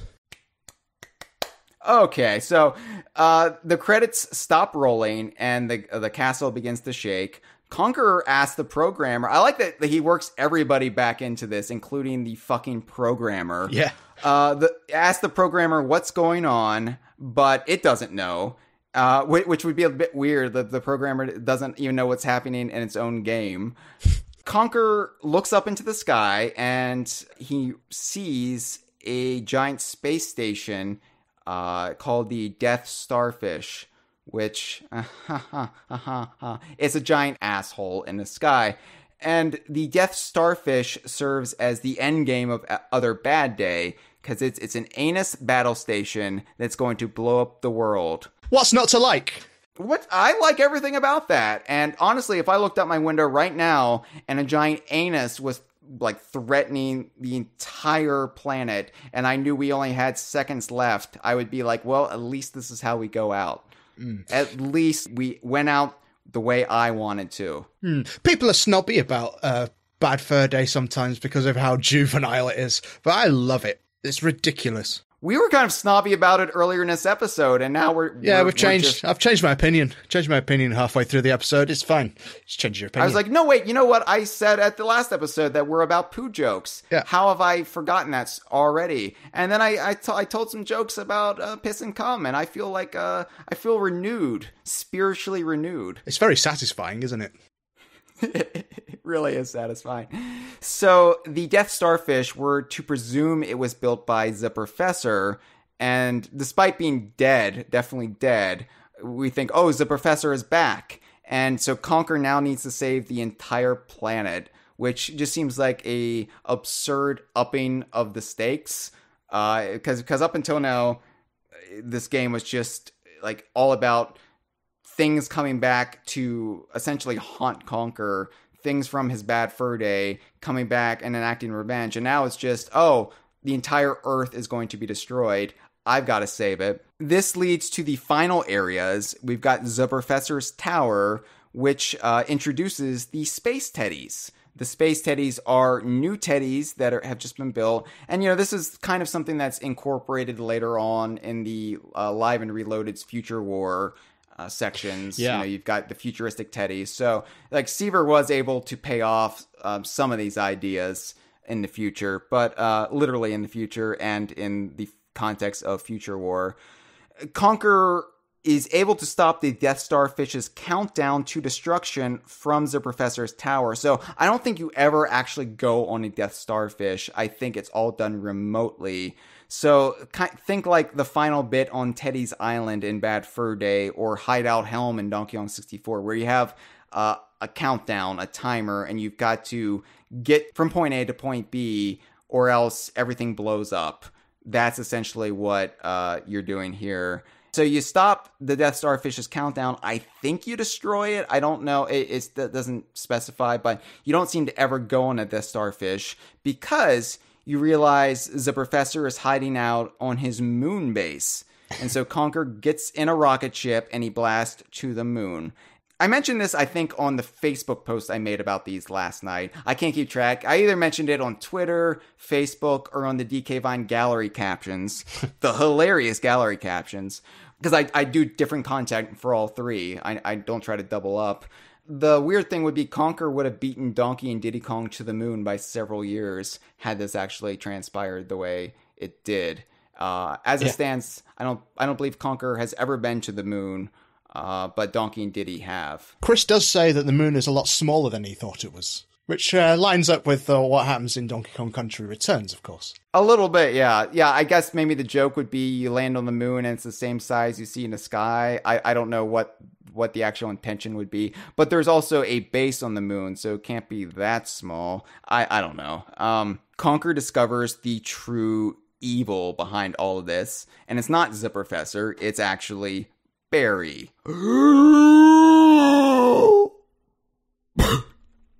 You're right. Yep. The shock of reading that. Because I just transcribed this. I wasn't actually paying attention. So my fingers did all the work. My brain took a holiday. And now I'm reading it. I'm like, Barry, she's dead. And she's not a villain. At least, as far as it relates to Conker, she didn't murder those guards in the Federal Reserve Bank, but then so did Trinity and Neo in The Matrix, and nobody ever complained about that. Well, I'm complaining about it now, which is one reason The Matrix doesn't really hold up, but I still really like the movie, so why am I complaining? I don't know. So the professor, Matt, is, I could just do these conversations myself, considering the turmoil that goes on in my own head as I record these, the arguments I have with myself that I then resolve and just move on and shut you out of the discussion entirely. You don't need me. It's okay. I don't mind. I like being able to interrupt you and then choosing not to. Matt, I need you more than you'll ever know. Thanks At least very parts much. of me do. Yeah. So, the professor, it turns out, is just a robot duplicate created by Barry, naturally. Barry survived the events of the original game after her body got sucked out of the airlock. She was picked up by a passing alien spacecraft, pure luck, and revived as a cyborg. But she was also given tactical knowledge by the alien race and told to return to Earth and aid her fellow chipmunks. So I don't understand that bit at all. The only thing I can think of that's not explained here is maybe the aliens were an alien chipmunk race, and it was all about, we need chipmunk superiority across the universe. So... Or that chipmunks have always been an alien species that dwell on Earth. Maybe that. Yeah, I don't know. And they're we're going to have Barry be our alien Jesus savior of the chipmunks and chipmunk dominance finally. You don't often think about chipmunks hatching a conspiracy against all other living creatures. That's true. You don't often think of that, do you? You don't often think. I'm thinking about it now, as are you. So we do think about it. Just not it does very often. happen in everybody's life from time to time. But yeah, you're right. Not very often. Not very often is a thought we have about the chipmunks plotting against us. And usually the people who do think about that have problems already. And so that's probably the least of their problems. If they're already thinking that chipmunk's out to get me, chances are their life has taken a turn somewhere. Yeah. Now, other woodland animals I can sort of understand. Badgers, weasels. Yes. Stoats. Oh, yeah, absolutely. What other woodland animals are there? No, you all of them. I think that's all. Yeah. I don't even know why I'm going on a bear hike, because we just established they don't exist. Yep. We're going to feel foolish if this episode goes live and then the chipmunks do have their insurrection 15 minutes after. Yeah. And then everybody's going to be like, the Kongversation said it wouldn't happen. Those idiots on the Kongversation. We'll be red in the face. We will be. Anyway, so even though Barry is supposed to be aiding chipmunks, she's more interested in revenge on Conker because apparently she blames Conker for her initial death or whatever and her transformation into a cyborg, which, hold on, Barry, it's just as much your fault as it is his. You were both toxic for one another. You were in a bad relationship. You brought out the worst in each other. He's to blame, but so are you. Let's gain some perspective. But I guess when you are revived by alien chipmunks into a cyborg, perspective sort of goes out the window. I can relate. I can understand. Why am I critiquing Barry? I don't know. I don't know why I do the things I do. She built the robot. Okay, so help me parse this out, Matt, because this is also a weirdly, delightfully confusing nonsense statement I'm about to make. Yep.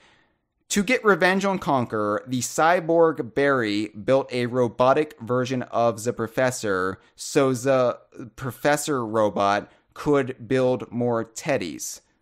So, so she technically has the technological nous to create the teddies herself, but instead of doing that, she makes a robot that does it for her. That's all right, isn't it? She makes a robot of the original inventor of the teddies, indistinguishable from the original person, to then make more teddies when she could have just made more teddies herself. But the fact that she goes this extra mile makes it okay. Like, it's so stupid, but it makes so much sense within, like, the logic of this game and this universe. Like, oh, yeah, that's what you would do, right? Yeah. Well, it just seems to me what we're doing here is going to these shocking revelations in reverse order. So these things presumably will be revealed one by one. The Professor isn't really the Professor.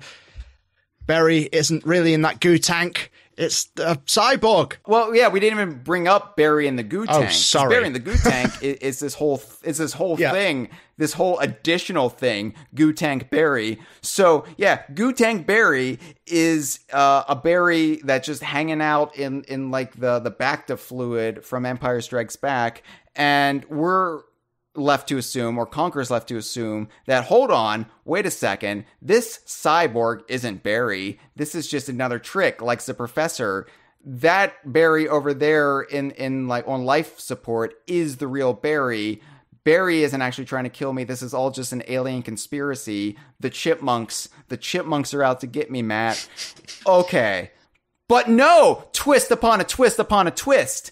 This goo tank Barry is a clone of Barry, and the real Barry is Cyborg Barry. And Barry, all she wants to do with Goo Tank Barry is transplant her mind into Goo Tank Barry, because Goo Tank Barry is an organic body, and she's tired of being a cyborg, I think. She doesn't want to be a cyborg. She wants to be Goo Tank Barry, who's indistinguishable from original Barry. And so if she puts her mind, which is original Barry, into Goo Tank Barry, which is not original Barry, but has a body that's indistinguishable from original Barry, then she'll become Goo Tank Barry, i.e. original Barry, even though she's original Barry, even though she's a cyborg. Yep. Anyway, Cyborg Barry is defeated, and we're to presume that Goo Tank Barry is lost. I guess the moon base blows up because everything blows up eventually. And the game ends with the royal wedding. It's referred to as a royal wedding because, of course, it is, between Conker and Bunny. Oh, I bet the tabloids would just tear Bunny up, because I know them British tabloids, Matt. They give the royal wives a hard time, don't they? They create all sorts of scandals about them, like oh, they hate each other. Ooh, they're feuding. Oh, the queen hates this one. Yeah, go on then. Yeah, no, that's the way it happens. They're at their wedding, and Frankie, Camembert, and Fangy, they're all back to life because they all came back with Conker and Bunny from the underworld. But Frankie is actually an ordained minister, apparently, and so Frankie is given the wedding ceremony, which is delightful. I love it. You know what, DK Vine, we need to get into the wedding business, and we need to offer to marry people with a sentient pitchfork. And, like, I feel like that could be a good Patreon tier. Like, oh, yeah, you pledge $5,000 a month to us. Guess what? We'll get you married by a pitchfork. We'll make it happen. We'll have to develop the technology to make pitchforks sentient, but with $5,000 a month, I'm sure... Well, we don't need to develop the technology. We just need to make a robot of someone who can develop the technology. Oh, right. Yeah, what am I thinking? I'm forgetting the most important step is making a robot of somebody who can make a robot. So we just do that. So make that $10,000 a month. Sometimes I wonder if we waste our Patreon money. Yeah, you know what? Because it's all going towards like E3 plane tickets and lodging and food and camera equipment. Not a dime goes on robots. Oh God, Matt. Oh God, I'm bad. I'm a bad man. I'm sure Frankie the Vicar can forgive you. I like to imagine he's got like a dog collar and that's the extent of his costume change. Frankie the Vicar sounds like a really bad British mystery show. Oh, he's a pitchfork. He's a vicar. He solves crimes. Why not? For I don't even want Other Bad Day now. I want that game. Frankie the Vicar. Just make it rare. Make it rare. Announce it at E3 2019. You have time still. Let's get another change.org petition going. Because the other two we've launched have worked so well. Exactly. Anyway, oh, by the way, I didn't mention that the Panther King also helped Conker defeat Cyborg Barry. So the Panther King is presumably still mucking about, and he's now an ally of Conker who looks like Conker, I think. And so Panther King is presumably at the wedding with Camembert and Fangy and Vicar Frankie. Anyway, Vicar Frankie asks if anyone objects, and then the Barry clone turns up. Now, we don't know if Barry's consciousness was implanted or if this is just Goo Tank Barry escaping the Goo Tank, and she remembers nothing, though. So I think the implication is that it's just a clone of Barry who doesn't remember Breaking Bad like Cyborg Barry. And so Goo Tank Barry shows up alive and well, and she clears her throat to interrupt that moment and interrupt the wedding, and then the game ends on a cliffhanger. What will Conker do? Will he decide to get married to this woman he met while dead and is known for 5 minutes? Or will he shack up with the clone of his girlfriend who remembers nothing? GTB. Matt, what are your thoughts on Conker's Other Bad Day? Like you, I adore the convoluted nature of the story, and I found this load of documents that Chris posted extremely entertaining. Yes. Yeah, this was definitely a treat. But, I mean, more generally, I think it just seems very, very complicated, and I don't quite know how it would end up looking if it actually went into production. But hey, yeah, I mean, it's a beautiful, beautiful idea. I love it. It's brilliant, lovely. Don't know why I'm talking like this. I don't know either. No. I think the crisp have lodged in your throat, and now you're stuck. Yeah, my thinking is this is obviously not a complete picture. We're kind of piecing together, but the disparate ideas I really like. And, considering my Dream Conker sequel was a riff on the Inferno, I love that a great deal of it actually does deal with exploring the afterlife. Yeah. My version of it was completely centered around that, and it was all about retrieving Barry. And I wonder if, like, when Conker's dead, if he would be, like, looking for Barry and confused why he wasn't finding Barry. And then that, of course, pays into the reveal later on that Barry is still alive. I don't know. But I like that it's kind of almost surprisingly similar to some of the ideas I had, but it does its own thing in that uniquely Chris Seavor way. And, just, like, getting a fuller context of it from those little snippets that Seavor shared years and years ago, I'm like, oh, I actually really find this endearing, and now I'm upset we didn't get it. And that's the first time, I think, in more than a decade that I have been upset that we did not get Conker's Other Bad Day. And, I didn't initially like how it liberally brought back so many deceased characters, and it like, on the surface, undid a lot of the consequences of Bad Fur Day. Because in those first round of design docs, when I saw that Barry was back, I was like, no, leave it alone. Leave that alone. That doesn't necessarily mean, though, that the consequences of Bad Fur Day still don't stand, because they absolutely do. The world of Conker evolved and was impacted from the events of Bad Fur Day, but it's just, like I said, elastic cartoon logic. Things kind of snap back into place. Bodies are beheaded, but you can just stitch them back together. The characters grow emotionally. Yes. And the world has changed as well. Like all those little details about, the Pooh Mountain being flushed away and the barn, being derelict and abandoned, and there being like a new leader of the bees and stuff like that. Like that is the stuff that like Banjo-Tooie did very well. And Nuts and Bolts actually did very well in turn. Just that growth. Like Donkey Kong did it to a lesser extent, but Rare still did what they could get away with, like killing off Wrinkly Kong. And then, even under Nintendo, they aged up Tiny as a teenager. And like this world is not static. And the world of Conker should not be static. And I feel like this definitely did that right, despite the fact that like every dead character is somehow brought back in some form or fashion. It's not done in a cheap way. It's all done in the logic of the universe and in a way that still pays respect to what happened in the first game. Yeah. If you introduce the afterlife as a concept in your series, what's wrong with mucking about with that? I think that's great. It's not as cheap as like a superhero dying and then coming back 3 months later and there being no consequences to it long term.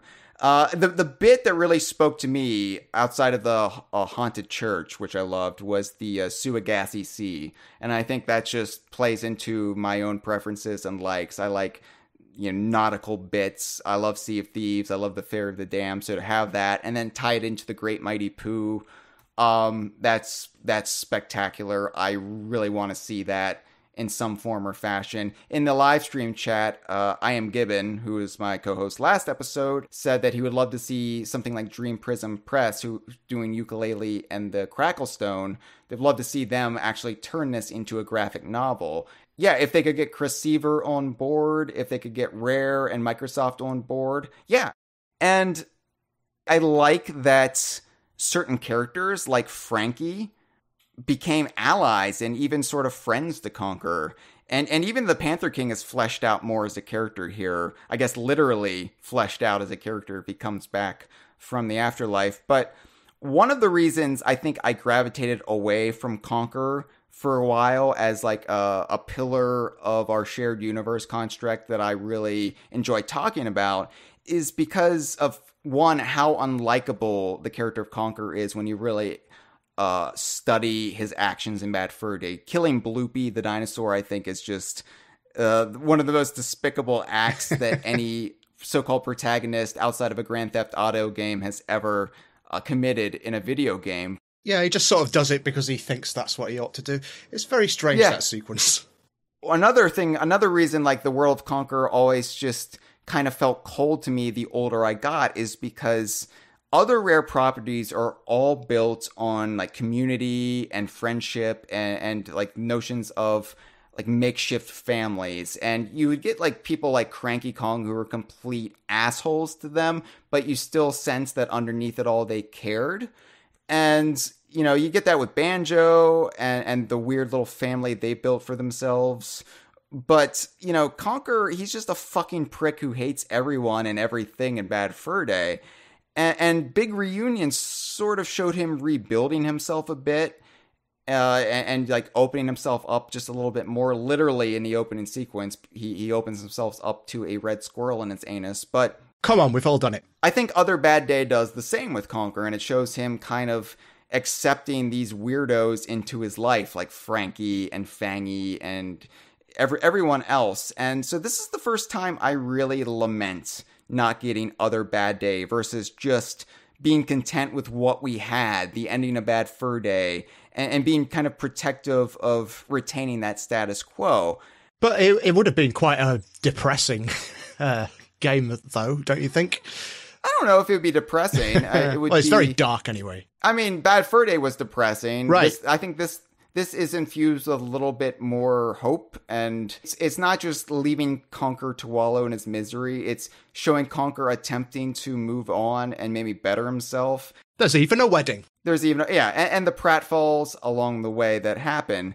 And, maybe it's just me evolving as a person and trying to be more open-minded and less rigid about my preferences. But, I think we definitely missed out on some great ideas. And I think a Conker sequel that would have been potentially way better than Bad Fur Day even was. Like, I think the ideas here, by and large, are way more appealing to me than anything in Bad Fur Day, which I love Bad Fur Day, don't get me wrong, but there's so much I can sink my teeth into in this story that, oh man, like, this is actually... It's definitely not predictable.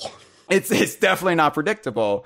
And, you know, I don't know, like, my Dream Conker sequel has been my Dream Conker sequel for years now, like a decade and a half at least. And I have to say, now that I've read this, I can't say it is anymore. Like, I would really want to see Chris Seavor do a Conker sequel of his wants and his desires. And, you know, I would totally accept it and be on board with it and love whatever came about, because it's not my stance as a fan to say that's not how you do Conker, because what the fuck do I know? I'm just a consumer. Like, I can take ownership of little aspects here or there, but it's Chris Seavor's baby. And I understand that now. And I kind of like the baby he attempted to birth from his loins here. I'm sorry it didn't make it out all the way. Sorry it was shoved back in, but, you know. What a lovely image. Maybe someday we can grease it up and yank it out of him fully, and we'll cut the cord and we'll put it in whatever console we have, assuming we're still putting things in consoles then. It'll probably just be beamed in directly from the cloud, but, you know, whatever. It will be a good time. I want to see this. I want to see this birthed, Matt. I want to hold its wobbly, wiggling body in my arms, so long as it's towed off first. Yeah. And I sort of see what you mean with what you said earlier about the Star Wars backlash. Even the prequels, you sort of think, well, George Lucas isn't involved in the new ones as far as I know, but the old ones, the backlash to those, in a way, that's all right. Those films are all right because it is the creator doing what they want. Who's anyone to say what he can and can't do? Now, I will agree that the prequels were terribly made films, but well, as far as the actual story goes, I'm not, Maybe that was a bad comparison. Yeah, the prequel critiques go too far, but also they are bad movies, so whatever. But yeah, it's like the new Star Wars movies, which are perfectly fine, entertaining, well-made movies, and fans just, you know, you can disagree with me, but fans just have stickling points with them. Some fans just don't like that it has a strong female protagonist, and fuck them. But some fans also just, oh, well, Luke Skywalker would have never done that because I know exactly what Luke Skywalker would have done. Shut up. Like, yeah, I can say, yeah, Donkey Kong would have never done that because he's the laid-back beach bum. He would never show his teeth aggressively and try to steal toys. But you just roll with it. It happens. It happened in universe. So what you do is you take that, and if you really need to reconcile it with your interpretation of the character, that's up to you to do. That's not up to the studio to do. So that's what I do. Donkey Kong was brainwashed by subliminal advertising. Yeah. And so was Luke Skywalker. Yeah, exactly. Yes. So come on, Star Wars fans, stop being so lazy and do the legwork yourself. Meet them halfway and enjoy Star Wars again. It's your own fault for not enjoying it anymore. But, you know, Matt, thank you for being here. I'll get you to your comedy show. You got 10 minutes. Thank you. Isn't this a comedy show? It's not very high on laughs, this one. It's dead serious. Yeah. But we did sit around the entire podcast lamenting a game we lost out on, a game we did not get from Chris Seavor. But, you know, why don't we pick ourselves up off the floor, dust ourselves off, and actually talk about a game we did get from Chris Seavor. I want to talk about The Unlikely Legend of Rusty Pup, the new game from Chris Seavor and his studio, Gory Detail. So we have 9.5 minutes left before you need to be out. Why don't we sit here and talk about it? I think we can get a substantive discussion in that time, don't you?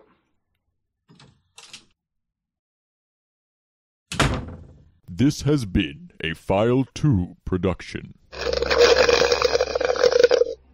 Que rico.